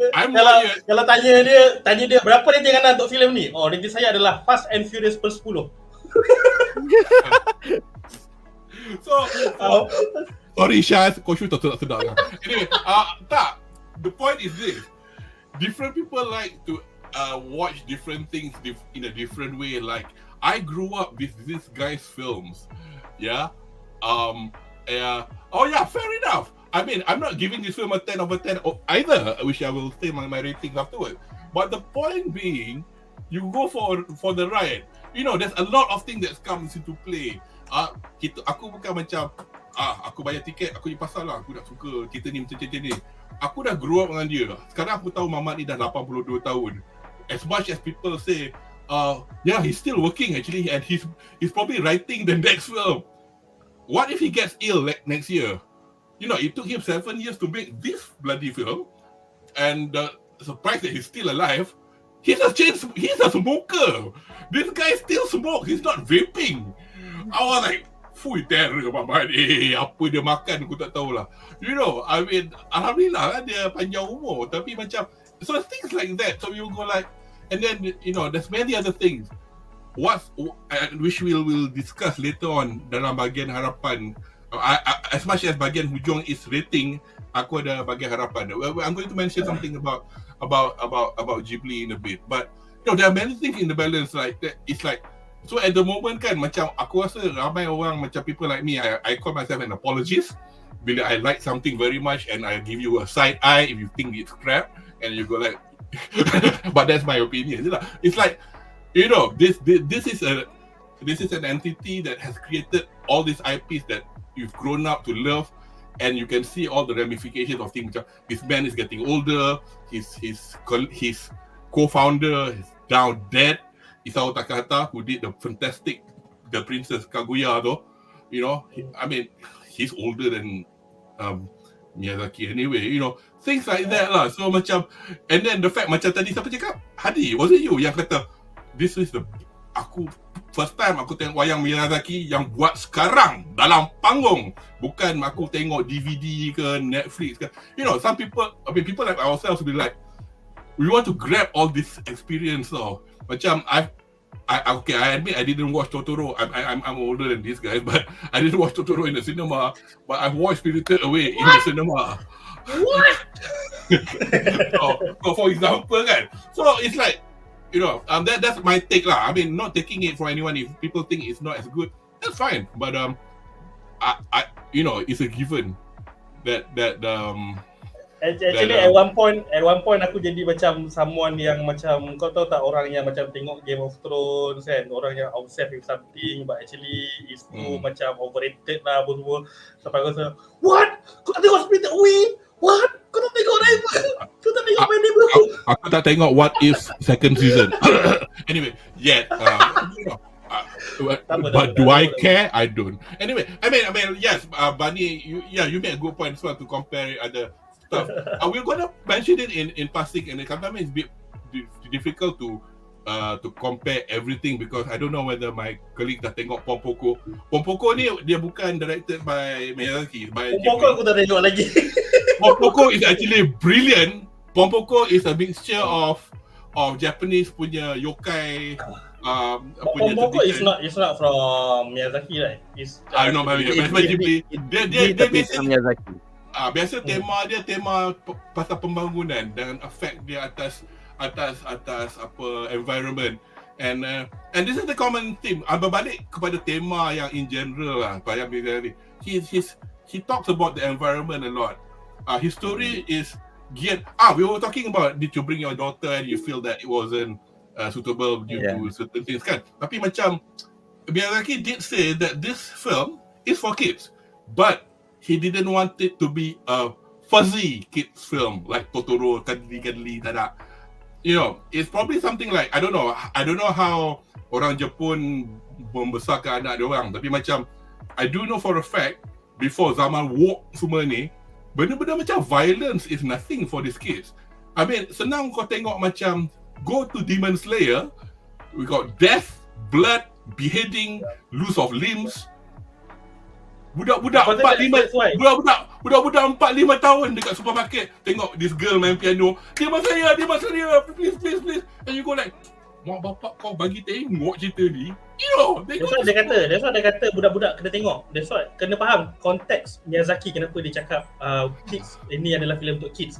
Sebab dia nak bagi tu dekat kids. This is the equivalent of the meme kan. Back in my day. So this is the film. This film macam dia nak bagi tahu, back in my day, budak-budak tak woke budak-budak lelaki ni kau kena simpan perasaan kau. Budak-budak perempuan kalau dalam Spirited Away, dalam Kiki Delivery Service apa ke, kau kena macam be annoyed with something. Tapi budak lelaki kalau dalam macam Mahito ni, everything kau kena repress. Tak boleh tunjuk. Ni sekarang sikit-sikit healing. Sikit-sikit malam pagi. Malam pagi. Healing sampai pagi tak balik. So sebab dia kata this is macam dia tak nak cakap, dia tak nak terlalu jadi boomer sangat, dia tak nak macam kata Imai dia macam ni tak. Dia terus buat anime, dia cakap okay budak-budak kau tengok. Exactly. So lagi tu, tadi aku punya soalan was whether or not jika anda rasa ada persamaan dalam penceritaan ni dengan budaya kita. And tadi nicely enough Hadi mentioned it, but I was expecting him to talk a bit more, but he didn't. Saka. Now, Saka. S-A-K-A, bukan S-U-C-K-E-R. Saka. Mak Mahito ni ada saka. Saka api. Dia saka api. That's why she's, that's why when we finally meet her, then actually kan dia dah cakap tau, oh yeah, my younger sister is marrying your dad. Tapi macam aku seorang je kedengar benda ni, because it was much later yang macam Mahito baru yes mom, oh by the way don't go back, you'll be dead, you'll be burned in the fire. Dia jawab dia, alah, tak takut babi, relax lah. Nice meeting you. Bye. Masuk pintu lain. Babi. Aku ada kau sapi. Apa? So some people argue, some people. Actually, bab ni, macam, okay, aku bukan cakap masa aku tengok wayang ni semalam, all my answer sekarang ni is actually, aku dah dapat sekali karung. Tak. Aku pun banyak persoalan juga. In fact, bab tu aku approach cara lain.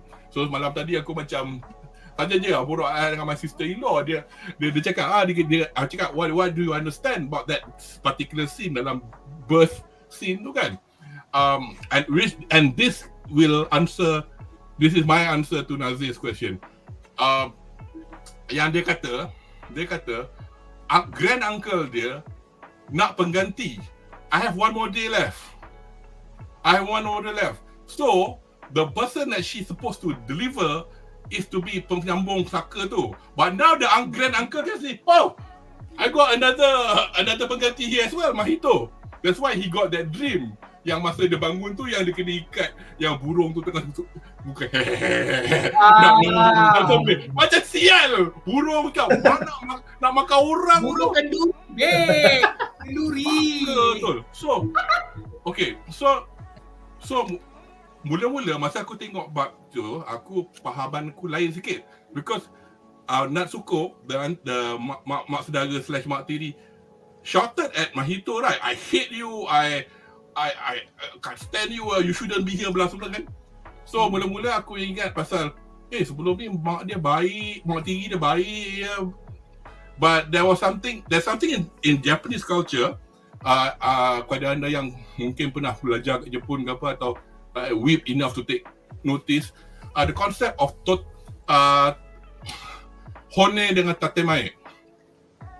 Hone dengan tatemae ni is when demi menjaga keamanan sejagat, kita bubuh emas. Dia to the point of macam talam dua muka, tapi macam kalau aku benci kau pun, tapi macam kau ajak aku nak makan ke apa, aku cakap oh thank you very much, baiklah kau, tapi aku nak pergi, aku ada meeting dalam hati aku.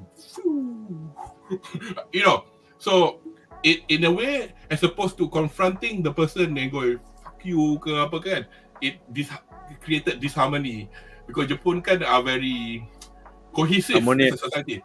They're what we call a collectivist society. Dia orang tak macam barat individualistic. Suka hati aku lah, aku nak pakai seluar dalam kat luar ke apa kan. Jepun tak. Jepun sampai kau tengok dia orang, kalau siapa biasa tengok drama Jepun, yang kalau kau nak minta kerja, semua orang pakai suit hitam, baju putih, tie hitam, perempuan pakai kasut loafer hitam, rambut tak boleh kala-kala kena ikat, semua muka sama. So that's how collectivist the Japanese are. So I thought that was an example of Hone and Toteme. But one interesting point that in my discussion yesterday was that she wants to stop all this business of having a successor for this grand uncle. because it brings them nothing but pain. Because dunia diorang ni, kalau kau rasa macam banyak pintu tu kan, what's the thing Star Wars? The world within worlds so aku macam The world between worlds. Itu Miyazaki ni dah main multiverse lah pula. But Ada pintu tu. because dia kata ini pintu kau 132 tu yang nampak bapak tu dia tutup. Dia takut buka satu lagi terpergi dekat dunia anak dia pula. Anak aku jadi burung. Tapi when apa nama mak dia? Bukan Miri, apa tu? Shit, what's her name? Himi. Yeah, when Himi wanted to jump out because she's the murderer, yang dia kata, "Alah, tak apalah, aku nice knowing you. Aku tak takut pun mati nanti." So, one reason is that perhaps that's why she is not dead. That's why the Heron cakap kat dia, mak kau tak mati sebenarnya. Tapi dia and back one to with the fire. And back to how Miyazaki tells the story in a way of ellipses, in which it doesn't help the narration anyway, because the story is to see how Mahito becomes a better person and get on with his life. So whether and also mak dia dah meninggal anyway. So what is he going to gain by and also I think kan waktu yang when we saw sama dia buat paradox or not tu, is that mak dia dah tahu, and she chose that because dia sayang dekat budak yang tengah nak selamatkan adik dia. Faham tak? As a budak perempuan ni macam, oh budak ni rupanya akan jadi anak aku. And dalam hati macam, if this is my son, I am happy to die for him. Yeah. So let's continue this. This, and macam, which is even better. So dia tahu bila dia nak mati. Orang yang dah tahu bila dia nak mati ni, dia dah boleh prepare. And dia mati pula by fire. Orang yang reda lah tu, api lah tu. So macam what better way than dying by my tu. And some people could say juga, adakah dia mati? Macam cakap dia mati, or dia become one with the fire. Sebab kita tak tahu ada nampak rangka ke. Sebab it's a very big fire in a very big place. Mungkin dia just, and then the Heron pun macam planting word like, you didn't see the body, did you? Exactly. So itu yang buat apa Mahito macam terbakar, macam okay fine, aku ikut kau. I mean that with the added grief that he's lost his mother. And just one more thing to add to answer to your question, like the parrots, back to the picture of the bloody parrots taking over Tokyo. It's as if, ini pahaman aku lah, like a bunch of pendatang in a place when there's enough of you think you have a voice. I'm not naming anything relevant to us perhaps, and I'm talking about a new one, not our tiga bangsa, the immigrant problem we have of late in the late 20th and 21st century. When you have enough, you have seen it, people yang macam bangsa R yang kami nak tanah. Aku tengok kat berita macam, siapa lu, man? Orang baru selamatkan kau daripada ketembak dengan korang punya askar. But okay, that's by the by. But that's what happened. I mean when the king went to go to see the grand uncle, all the askar burung, you can do it, yeah, for us. Macam sial, so dia macam the reason he thinks he's gonna get a good deal from all this, but he's not. That's why he got pissed off and he started what he did, like which was pakai pedang dia kacau that balancing thing tu kan. Benda-benda macam tu semua tu metaphor pun. It's like, I'm not going to go sit down tell you what it means ke apa, I do not know. I really do not know. Bro, aku rasa tadi kau macam nak address juga pasal yang Nazhir punya question about the mother dekat dalam labor room tu kan? Oh sorry, yes. Because dia tak nak, dah cakap lah, dia tak nak sambungan dia punya bloodline untuk jaga tempat uncle dia tu. Biar mampus lah tempat ni, whatever it is. But because of the fact that I do not know why. So the reason why she was angry at Mahito wasn't because dia benci Mahito, but because he shouldn't be there. Dia takut something happen to him. I think that's what it was. So dia just cakap, oh, I hate you, blah blah, just for him to belah. To get out. It's standard. It's standard Sundari punya behaviour lah. Macam, I hate you, just go here. Dah mati macam, cepat lari, aku nak kau selamat. Tak apalah kau benci aku pun, tak apa, pergi je. Sedangkan mak tiri dia pun sayang dia. And at the same time, Mahito belajar, you know, okay, since you can already belajar pasal acceptance. Exactly. Acceptance mak dia dah tak ada, acceptance ayah dia kahwin lain.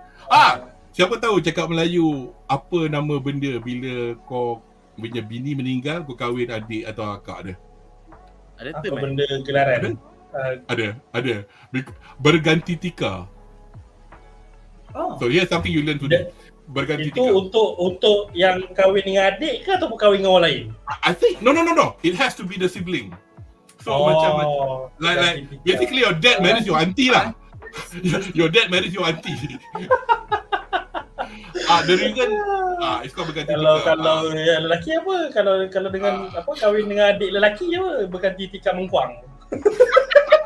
Tak, berganti kau dah kata berganti permaidani Arif in English. Okay, we'll go with that. Berganti kapet lah, come on, berganti kapet. I'm not blaming the father if you got a younger version of your someone wife that look like your wife. Why not? Oh man. Tapi kau kena fikir ini bukanlah adat, tapi this is how people were like. That is during war lah, aku rasa. Not just that. Okay, bila aku cakap berganti tika ni, aku masa in my younger days, I used to be part of editorial group for this blog on the Perak royalty. So basically kita orang tengok susu galur dah. And then biasalah dalam susu galur tengok lepas perempuan dia bini dia meninggal, dia kahwin adik dia pula. Yes. Bila kau baca description dari Museum Negara atau Arkib Negara, maka beliau berganti tikar. Ganti tikar. But people like my dad who's like 90 now, they've heard those terms normally. Ganti tikar. That's what they call it when you marry your dead wife's keep it in the family. Keep it in the family. Anyway, tapi betul lah. Kalau nak tambah sikit, basically apa yang Nazir punya concern tu about the kenapa macam tak ada conclusion. Basically that is the conclusion lah.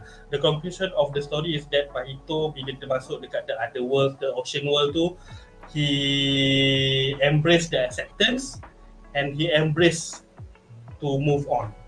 Means that the acceptance is from Natsuko daripada mak tiri dia. Finally dia accept mak tiri dia adalah mak dia. That's why sampai ujung-ujung dia kata she is my mom. Sampai ujung baru kata kan.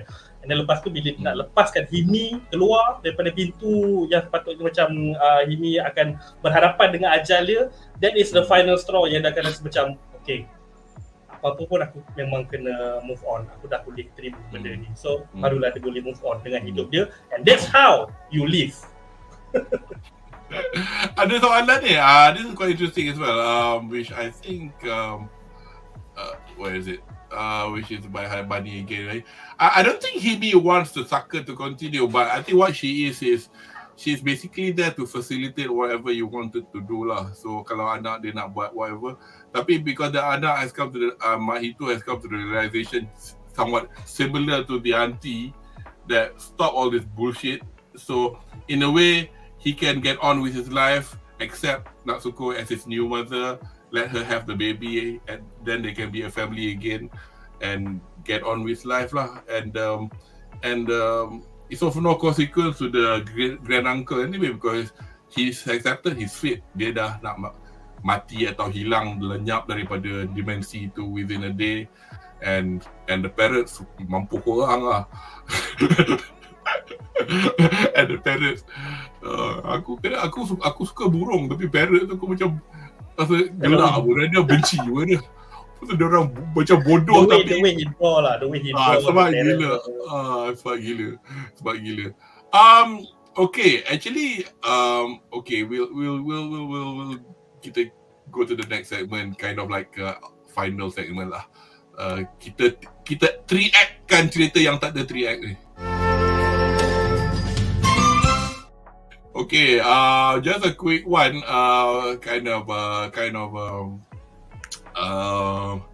kita kalau cakap pasal anime, kita lah berborak pasal pelakon. Supaya siapa yang berminat dengan what you call it, Miyazaki punya films, dia tak traditionally ambil traditional SEIYUU. So macam dia takkan ambil Bakugo ke, dia takkan ambil pelakon yang jadi apa, whatever that you watch on TV lah. Dia akan ambil pelakon. They tend to take pelakon, and very famous pelakon, serious pelakon. And then pada anda yang suka Japanese cinema or even TV dramas, you probably will recognize a few of these faces. But person yang memegang watak Mahito ni actually is a noob. Santoki Soma, dia kalau tengok kat Wukiki pun, ini his first lead role. I think he's only 18 years old lah. Dia muda lah. Yang he's the top left kat atas. Yang kat tengah tu is Suda Masaki. Dia pernah pelakon untuk a few Kamen Rider stories. Dia juga penyanyi. So he is the Aosagi or the Grey Heron. And awet sebelah dia tu is Lady Himi sama, the fire sucker, Mahito's mother, everything. She's a singer called Amion. Korang tengok in Japanese ke korang tengok in English? Japanese. Aku interested nak tengok in English because very good actors. Robert Pattinson. So I'll be interested to watch it in English as well. Ko Shibasaki is the lady yang ni. Sorry, kau mana nampak pun arrow aku. Is the lady yang baju yang tengah mendagu tu. Dia pelakon filem dan drama juga. Dia first came to prominence. She was in Battle Royale. I've never watched Battle Royale, so I do not know which one of the that she's in. But she's been in a few ni. Yang tengah tu, paling tengah tu is the famous Takuya Kimura, lelaki, as people say, the prettiest man in Japan. Dah tua dah. Dia dulu satu penyanyi dalam grup nama SMAP, and he's acted in a lot of films, and because dia laku in that sense lah. Banyak iklan, banyak wayang yang power dipegang lah. And this is his second time in a Miyazaki film because dia dalam cerita ni dia jadi bapa kepada Mahito, Shoichi. Dia sebelum ni dia jadi Howl's Moving Castle. So okay. He was Howl. Yeah. Then the actor English pun is the same guy. Christian Bale. Shit, man, good. So this girl aku tak kenal dia sangat. Tak kenal sangat, tak kenal langsung. Kimura Yoshino, who plays the Maktiri Natsuko. In English punya version Gemma-chan jadi dia. Yang bawah-bawah ni yang pakai yang ada hoodie brown tua ni is the grand uncle. Aku tak kenal dia. Nama Hino Shohei, which is voiced by kalau English dia Mark Hamill. So that's the grand uncle. Tapi yang tengah bawah ni nama dia Kunimura Jun. Korang kalau siapa yang rajin tengok wayang atau TV Jepun akan kenal ya. Macam dia selalu jadi Yakuza, jadi macam bapa orang. Tapi kalau siapa yang tengok Naked Director, dia jadi aku tahu. Dia rival company kepada hero tu kan. Yes, this guy. Jun. Nama dia familiar. Kunimura Jun. And lastly, kalau korang ingat adegan ada pelikan yang idiot yang macam Noble Pelican. Ya. Apa nama pelikan? Noble Pelican. Noble Pelican tu. Dia kata siapa yang pernah tengok nama Tokyo Midnight Diner dekat Netflix. That's my favorite show. Kobayashi Kaoru. Aku tengok aku sometimes okay, ni boleh buat ni, try buat kat rumah.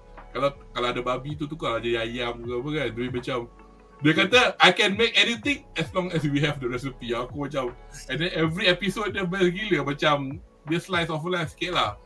Kedai dia buka midnight sampai pukul 7 pagi. in a part of Shinjuku, which is fictitious, of course. But yeah, so I mean, obviously there are a few more actresses yang voice the Mak Inang semua. Because aku tak ingat nama diorang kan. So but one of them aku kenal lah, pernah berlakon. Tapi as you can see, not diorang mungkin pernah voice in anime, but not because they are seiyus, but they are actors. So yeah, so and then Nazir punya favourite director of all time Ano Hideaki pun pernah jadi voice actor. Bagi depresi kat aku orang tua tu. Kalau siapa tengok The Wind Rises, the main character Ano Hideaki ni, dia director anime tau, Evangelion. Ya. Betul, Miyazaki kata, aku rasa yang best untuk suara ni Dia telefon kan, dia kata, biar betul aku cakap, aku tak pernah berlakon, aku nak kau berlakon. And one thing about, if you watch it, I'm sure there'll be some in YouTube. You watch behind the scenes untuk Spirited Away ke apa. Dia orang in Japan, unlike in America, where America they do like Pixar or anything lah, they'll do the voices first, and then they'll animate it after that, because the director will be sitting down with the sound engineer going, yeah, we know, because dia orang dah storyboard kan, dia orang storyboard the film. And they know what, but in Japan they usually cerita tu dah macam siap jugalah. And Miyazaki memang actively involved. He would be sitting in the auditorium actually giving the directions. Cakap macam ni. So masa tengok yang Wind Rises tu, Hideaki Anno kena tejek lah dengan Miyazaki. Ulang sekali lagi, tak best. Yang tu tak best. Tapi to see how revered Miyazaki is in the greater scheme of things, I mean, not about actors, about penyanyi. You'll find it in YouTube. The ending song tu, penyanyi tu nama Kenshi Yonezu. He's a friend of the Heron. Because they were in the same musical. He's a close friend. Menyanyi untuk apa ni? Yes, lagu Lemon, lagu MHA, lagu macam-macam, lagu ni Kickback untuk Chainsaw Man.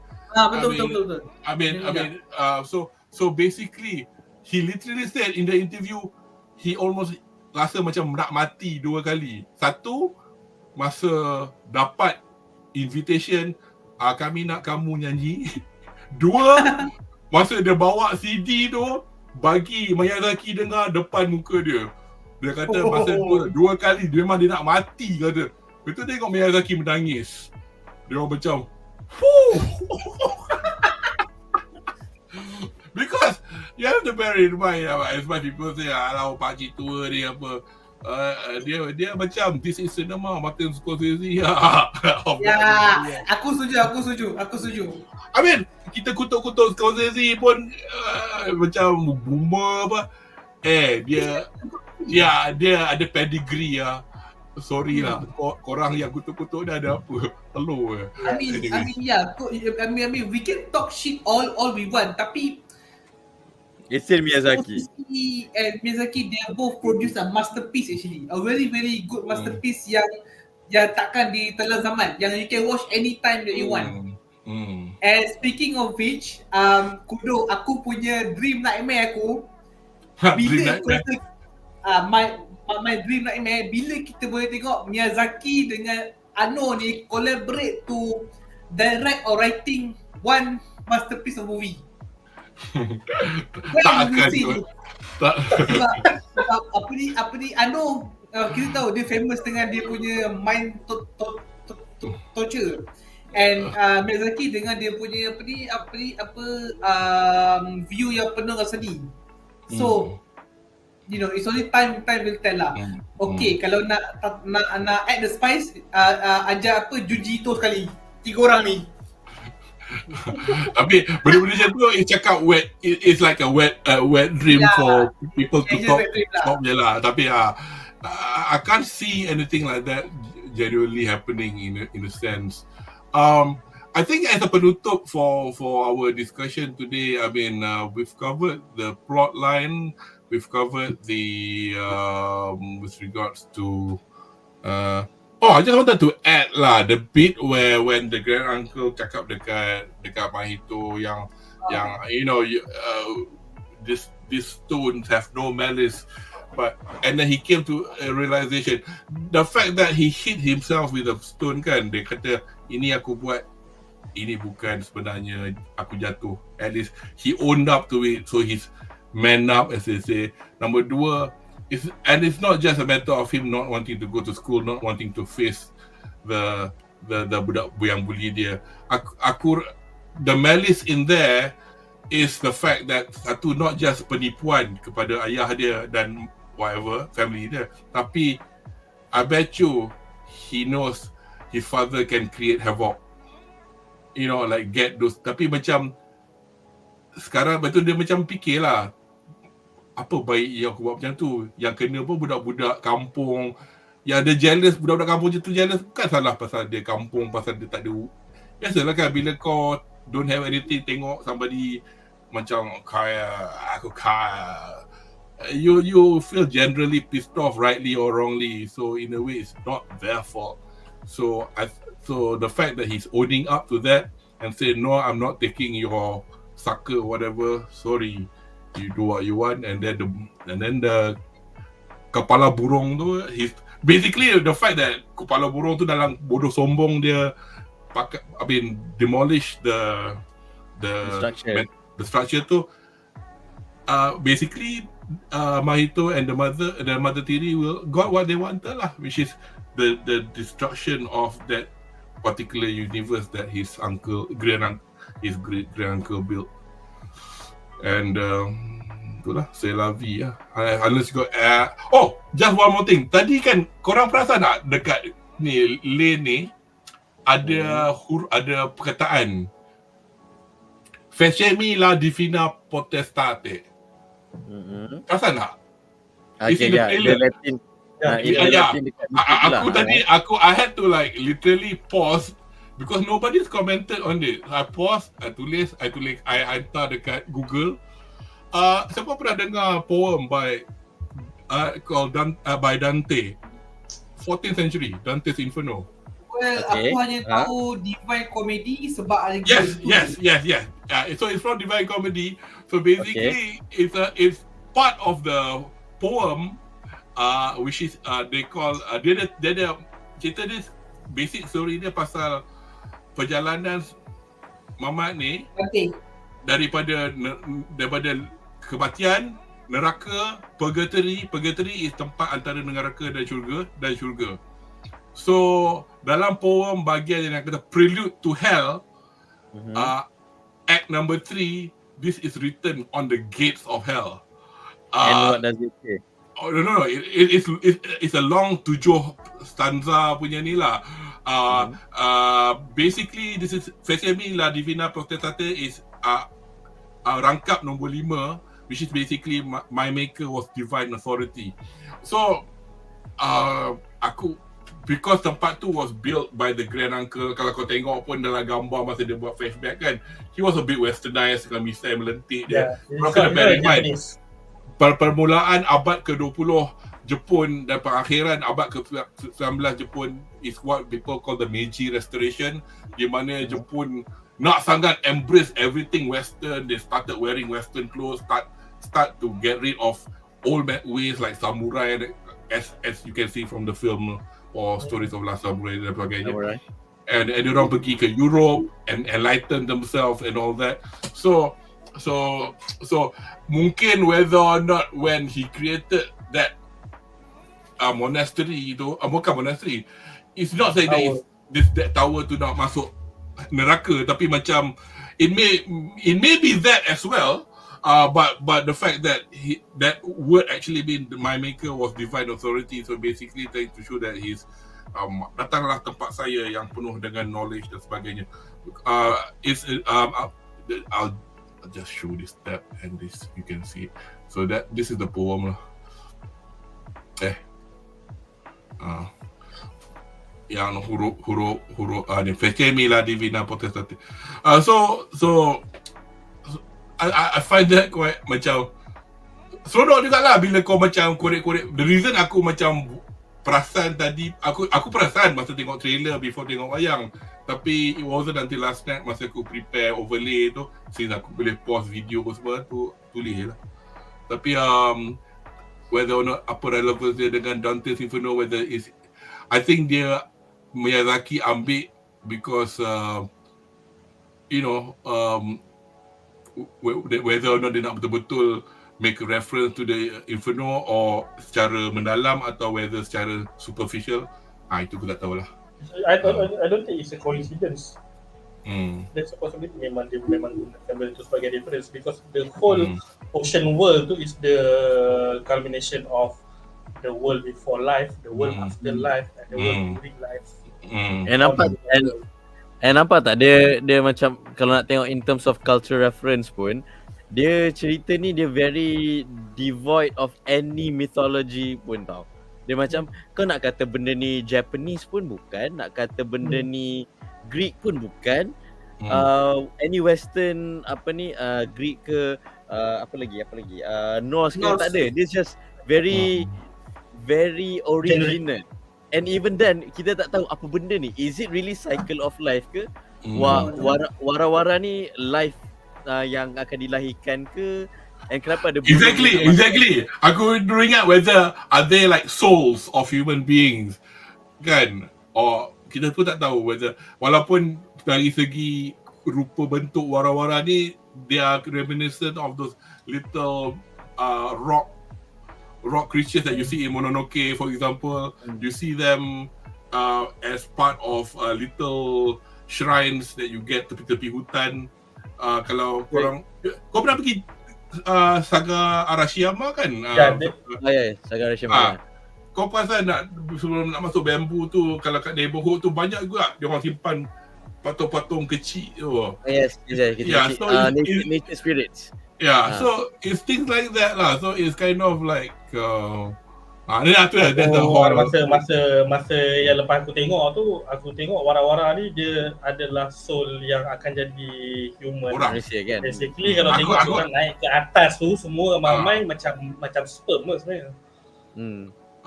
Masih viral lah.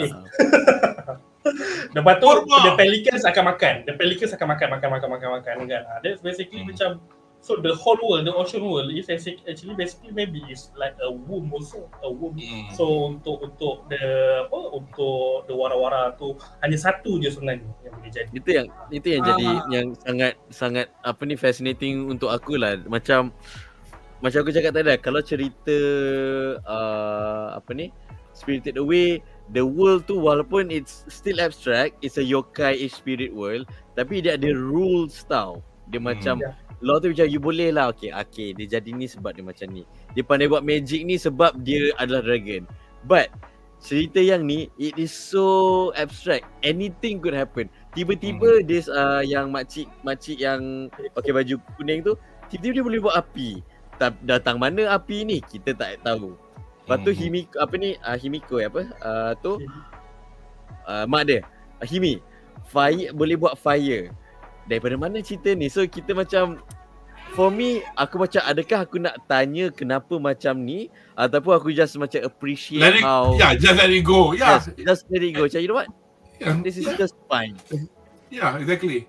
That's why I was saying, I mean macam depends on what sort of person you are. The person that ever so inquisitive may not be satisfied depending on how you are. I mean, we can be inquisitive, like we can look at Google and we can find, that explains it, why the bloody parrots are a nuisance, because there's something factual behind it. But that's how it is, I guess. I think kita pergi ke rating lah sekarang. So let's go to the rating. Kita punya rating. Tadi lupa nak tulis reaksi satu ayat, tapi tak apalah. Rating saya, mula-mula I was like, before aku nak tengok, aku cakap kat Ariff, aku rasa aku nangis kot kita ni. 10 out of 10. Because dah lama tak tengok ke apa. Tapi aku macam, I ended up, as much as I tell people to just go for the ride, you still surreptitiously want to compare with something else. And then you feel like it will dishonor the other things that I like from Miyazaki if I had say given this a particular score. Aku nak bagi 7 terlalu average. So 8.59 to kind of like because technically this is a fantastic film. He actually, I think this is also a film that he stole his stuff. No CGI please. Bukan dia tak pernah buat CGI, tapi because that's how it is. And look at 7 years, man. 7 years of blood, sweat and tears. And it is autobiographical to an extent. The father being in the military industrialist, the mother being a strong, frugal woman, as I mentioned dalam video pendek 4 minit tadi tu kan. It's not a coincidence. I mean, he's always had a fascination with airplanes because his father used to build parts for Mitsubishi Zero, kapal terbang yang paling laju yang belasah American kat Pacific War. Pacific punya, what do you call it? What's the word? What do you call? Oh god, if you play video game you know lah. Shit. Anyway, so and then mak dia macam not just this film, mak dia punya perwatakan pernah dihidupkan dalam berbagai-bagai film seperti Nausicaa, seperti just now that pirate woman in Laputa. And in this film apparently the mother is of course the mother who died lah, because mak dia ada spinal tuberculosis, TB yang jangkit dekat tulang belakang. So mak dia by the time masa tu lepas perang, Miyazaki kecil lagi, dia nak minta mak dia dukung, mak dia kata tak boleh nak, aku tak I got a very bad back. And she died at the age of 83. So how long the mother had suffered, and how long the mother yet at the same time being a bloody good role model for him and inspired him to create. For him, his father was never there. Which probably again you could see the similarities where Mahito macam tengok ayah dia macam whatever that. Tapi in a respectful early 20th century Japanese boy would.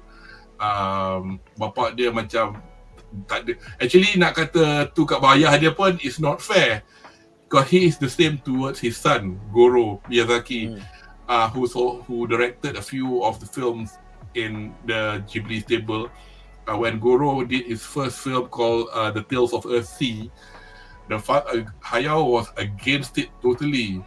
In fact ada Nazir, tadi kau dah tengok the documentary kan yang NHK tu, dia ada berapa part tu. Ada sebit lah. Because there was one bit where he went to the dia pergi juga tak adalah, tapi dalam tu dia duduk merampun dalam taksi, dia kata no, it shouldn't be the right thing. It's not grown up yet. Tapi dia tak pernah ada depan jaga anak dia. In fact, rasa sedih tau. Anak dia dengan all the big suits from all the synth studios, from the makers of anime in the cinema. Yet the father was like, tengah-tengah panggung dia berdiri, dia belah. Dia ukur je. Yes. Lepas tu dia kata, okay lah, aku masuk balik. Macam sial.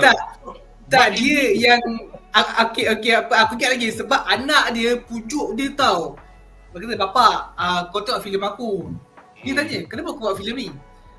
Saya aku itu macam like a short movie, bukannya full length movie. No, it's a full length. It's a full length. But unfortunately, aku bukan nak sokong Hayao Miyazaki. Not very good. But it was his first film. But ayah dia at the end of the day, he was fair. He wrote a letter or something, kata, yeah, you did a film. Yeah, you did good. No, that's it. Dia tak, yang best dia masuk, tengok dia keluar, dia isap rokok lagi. Bila anak dia ke one of the sang producernya, so how was it? Yang pakai, yang dia turun tangga kan? Okay lah, betul. Sial! Dia cakap, tak, yang dia kata, movie kau ni kosong, tak ada makna apa-apa. Kau pergi belajar lagi, cari mana kehidupan. Tak silap aku, macam masa tu cameraman tu sempat masuk kejap dekat dalam cinema tu, dalam hall tu, tunjuk scene aku macam, bapak macam boleh tak apa lawa juga dia punya visual tu, macam aku nak juga tengok anak dia movie. Dia keluar, movie kau kosong, tak ada mana apa-apa. Macam, dude, this your son, kau at least be gentle lah. But it's not very okay. But anyway, since you're on the screen now, what's your rating for the film? Okay, it's an unfair rating, tapi aku bagi 5 over 10. 5 over 10 aku bagi. Okay, I know people will say Go back and watch SpongeBob. 5 over 10. Aku bagi 5 over 10. You But uncultured. maybe okay lah. Uncultured. Kudo, this is my Tak.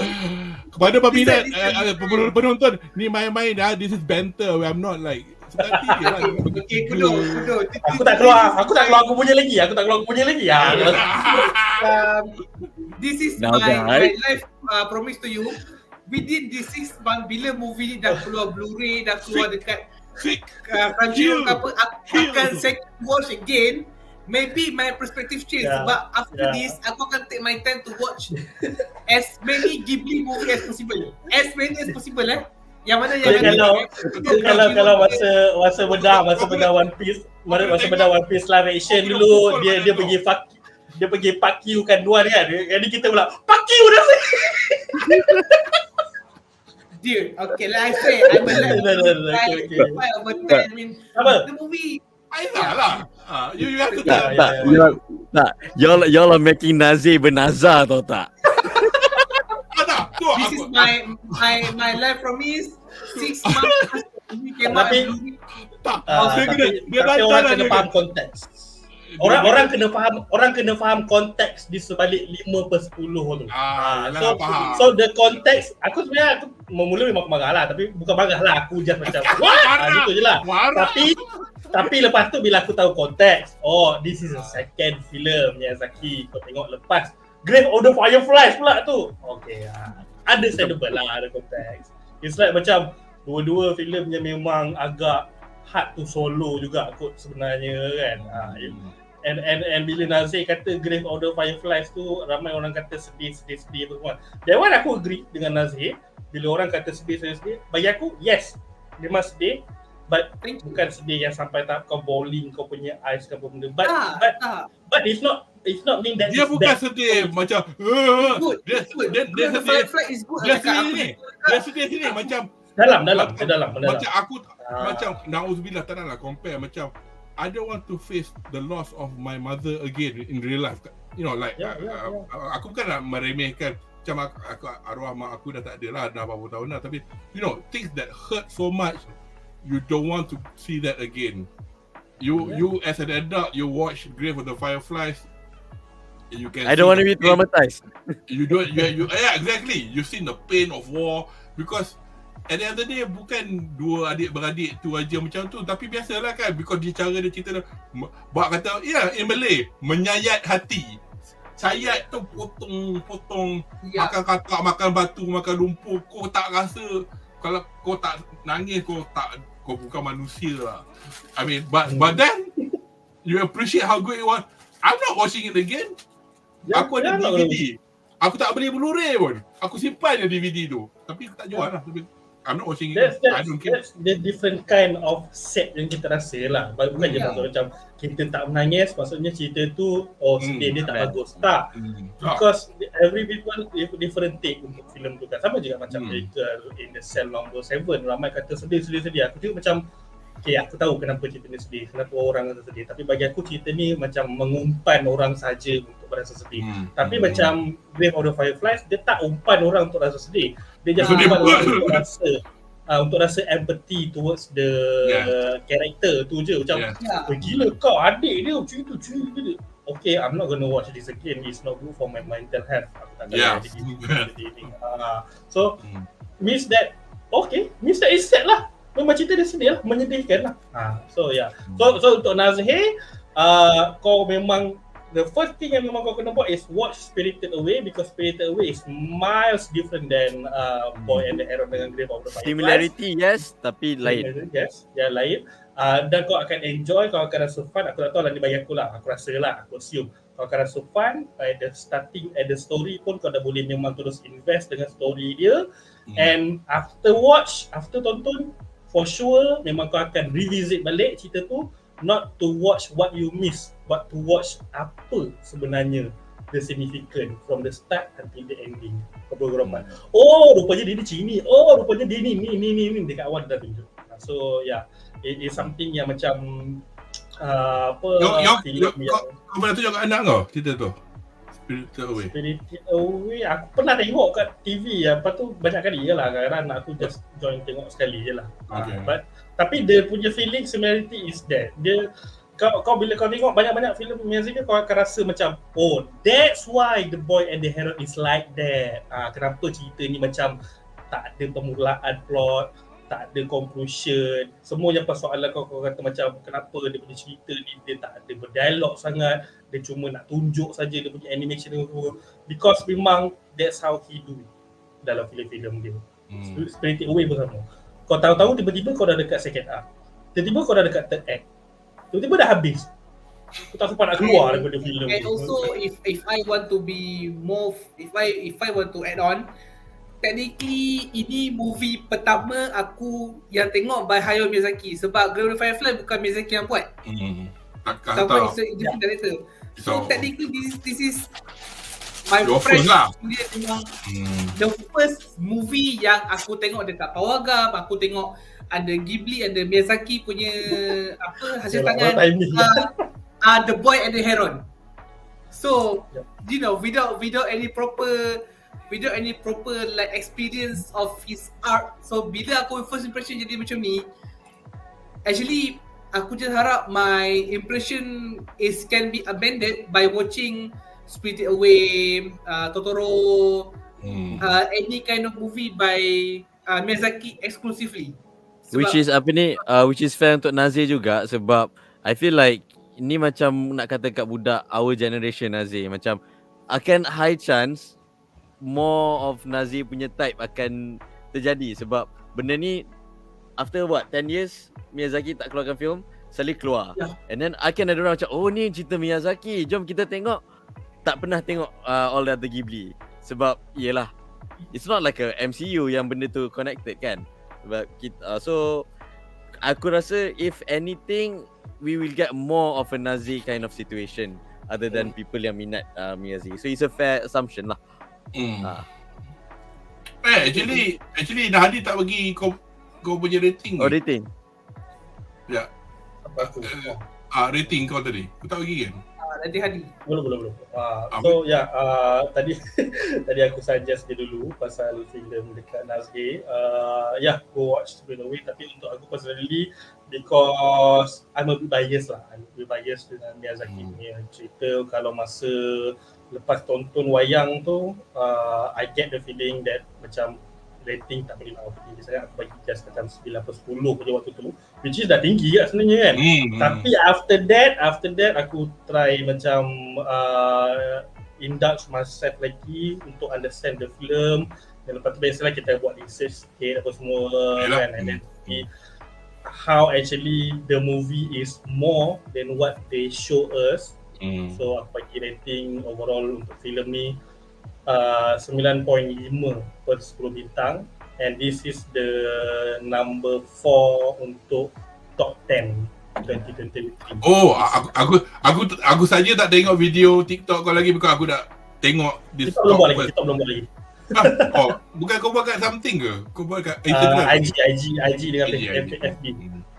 Jangan lupa guys, ikut.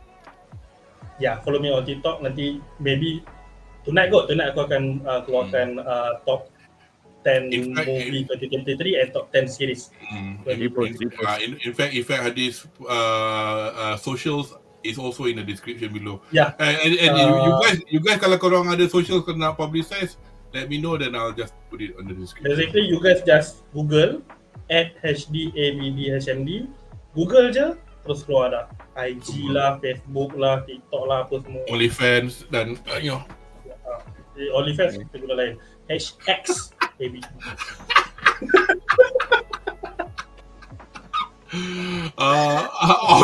Arif. OnlyFans kau apa Arif? That's one is honest review. Orang kata the naked truth punya review.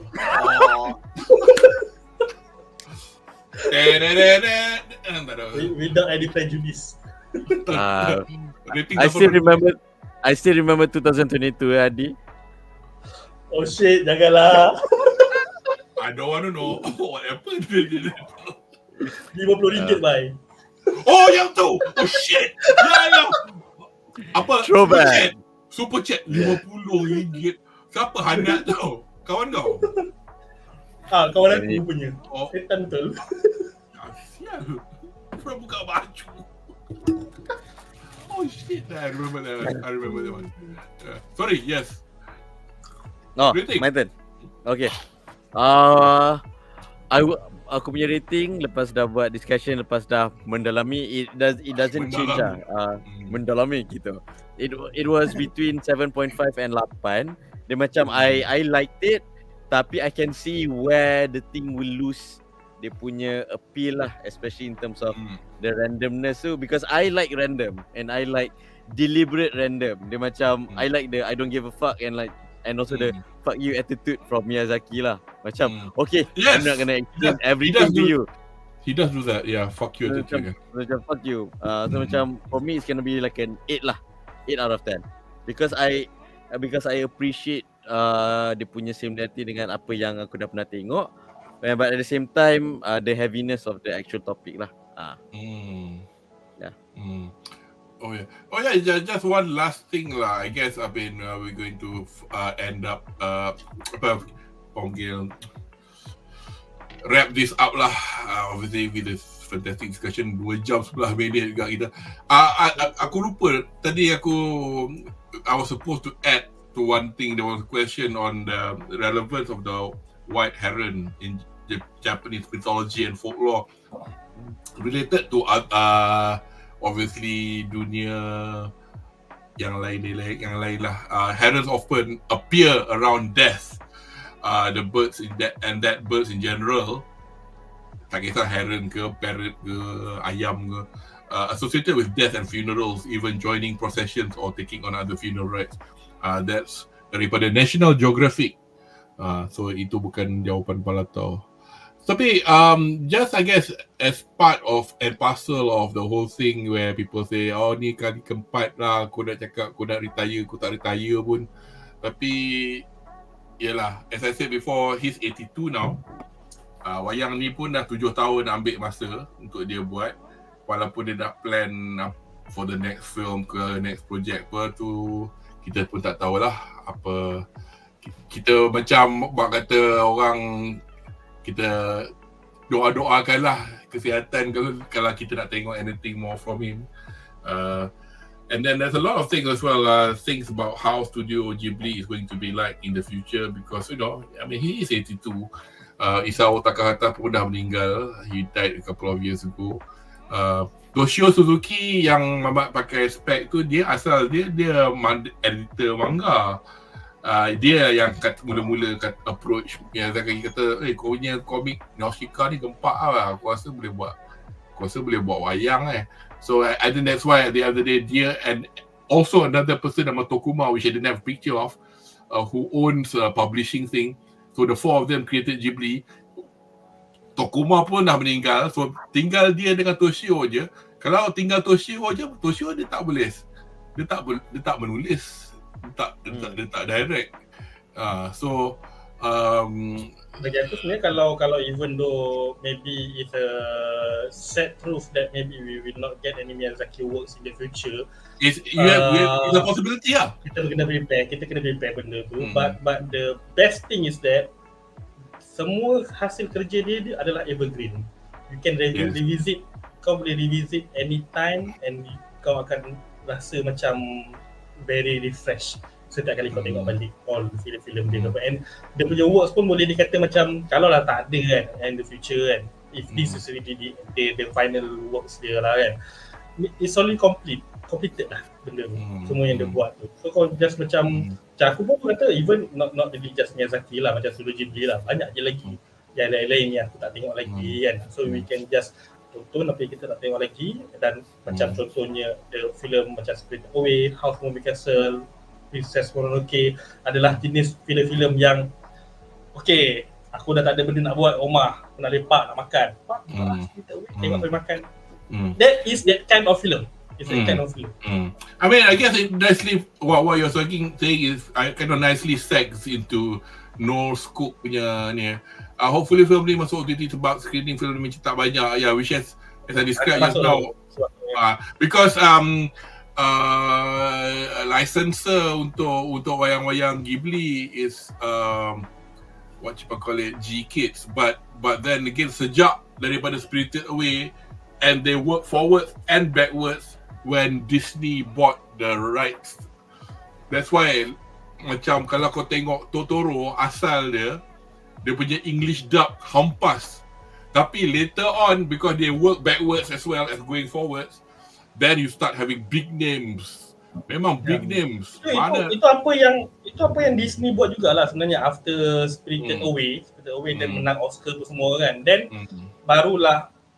bukanlah barulah Disney realize, tapi barulah diorang realize that Western and other countries selain daripada Japan tak ada peluang untuk nak menonton filem-filem daripada Studio Ghibli daripada sebelum Spirited Away.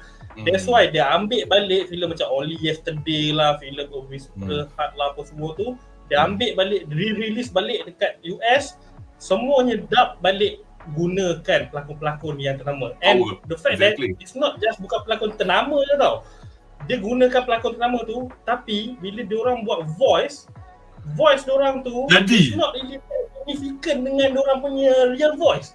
Dia guna voice tu sampai tu. Macam contohnya dalam Ariety kan, Ariety is the mom, I think. The mom ke apa yang bawa watak, the mom is Amy Poehler, the comedian, tapi dia tak buat komedi dalam tu. Dia bawa is very like macam Studio Ghibli style punya voice acting tau. That's the point. That's the point. Like Howl doesn't sound like flipping Batman, you know.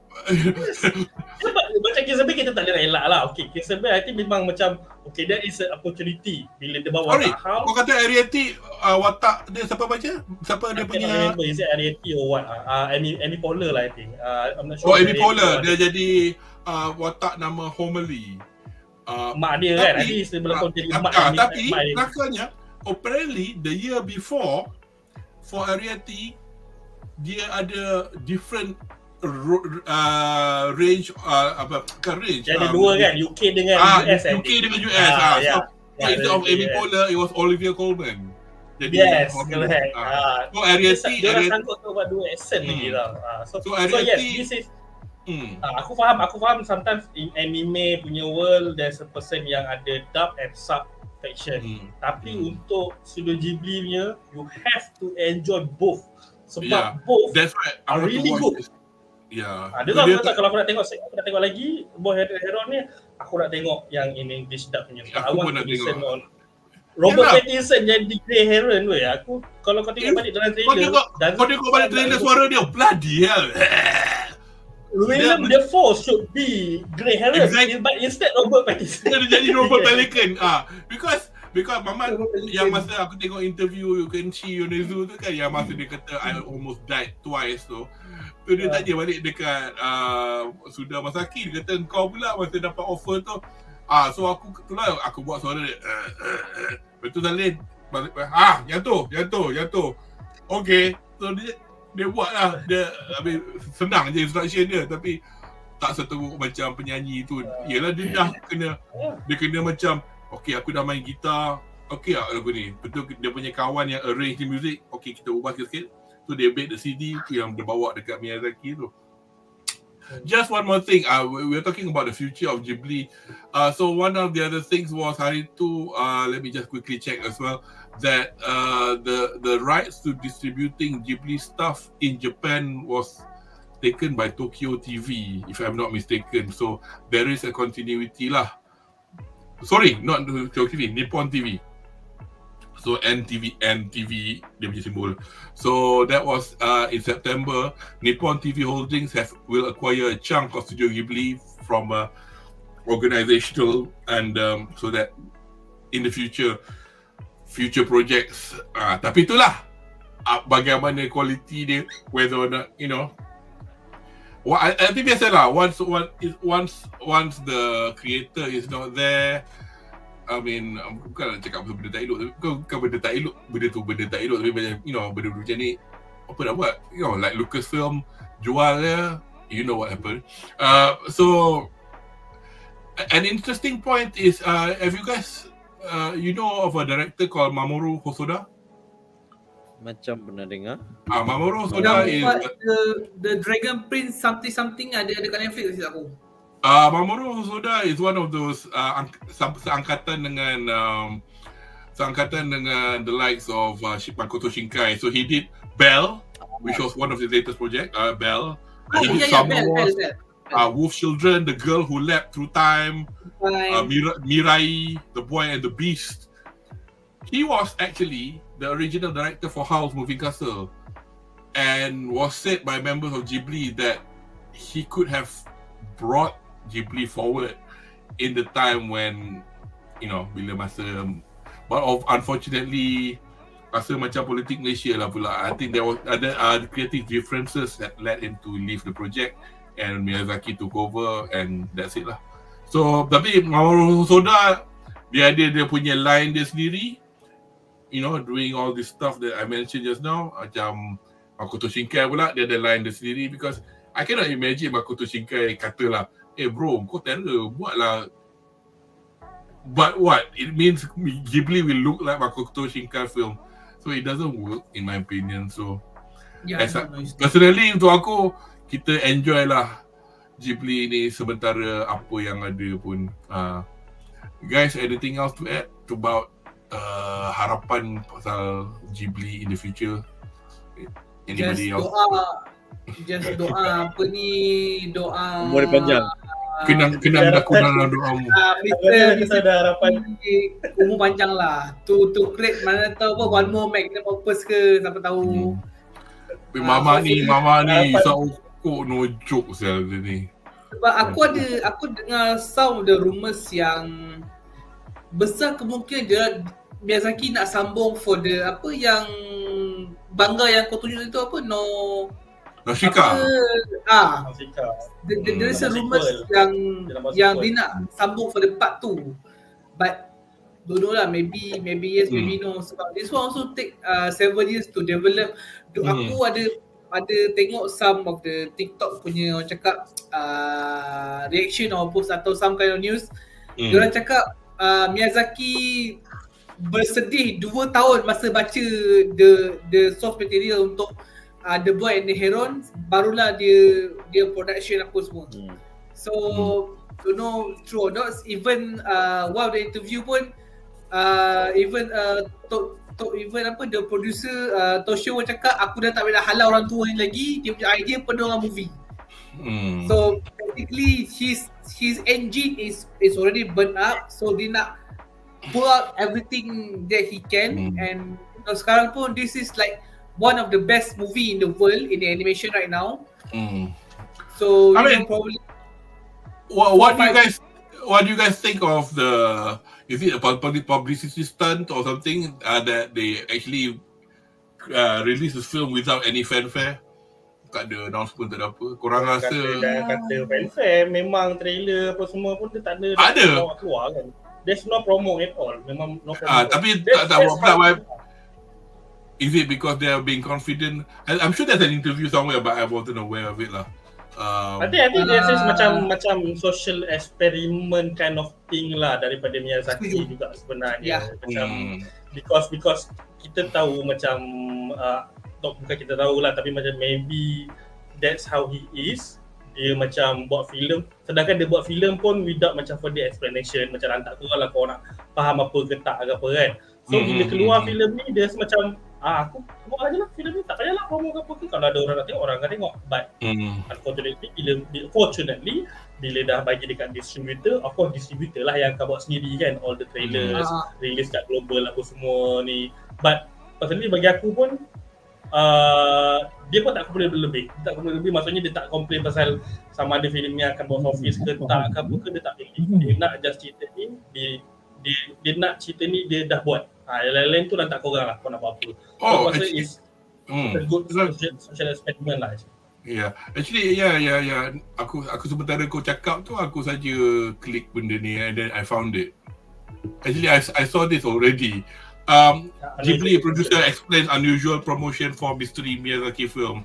I mean, I think in the subtitles that we can see that when we were children in our younger days, we enjoyed the anticipation before we saw a new film. So betul lah macam kau cakap, an experiment. And then they were saying ni macam dia take a jab to western Hollywood film lah, macam Marvel, DC kan. Every week akan ada clip 1, clip 2, clip 3 nak promote kau-kau kan. Lalas dah tengok the whole movie. And then dia kata we would see the poster and 1 or 2 lines of the description and fill in the blanks with our imagination.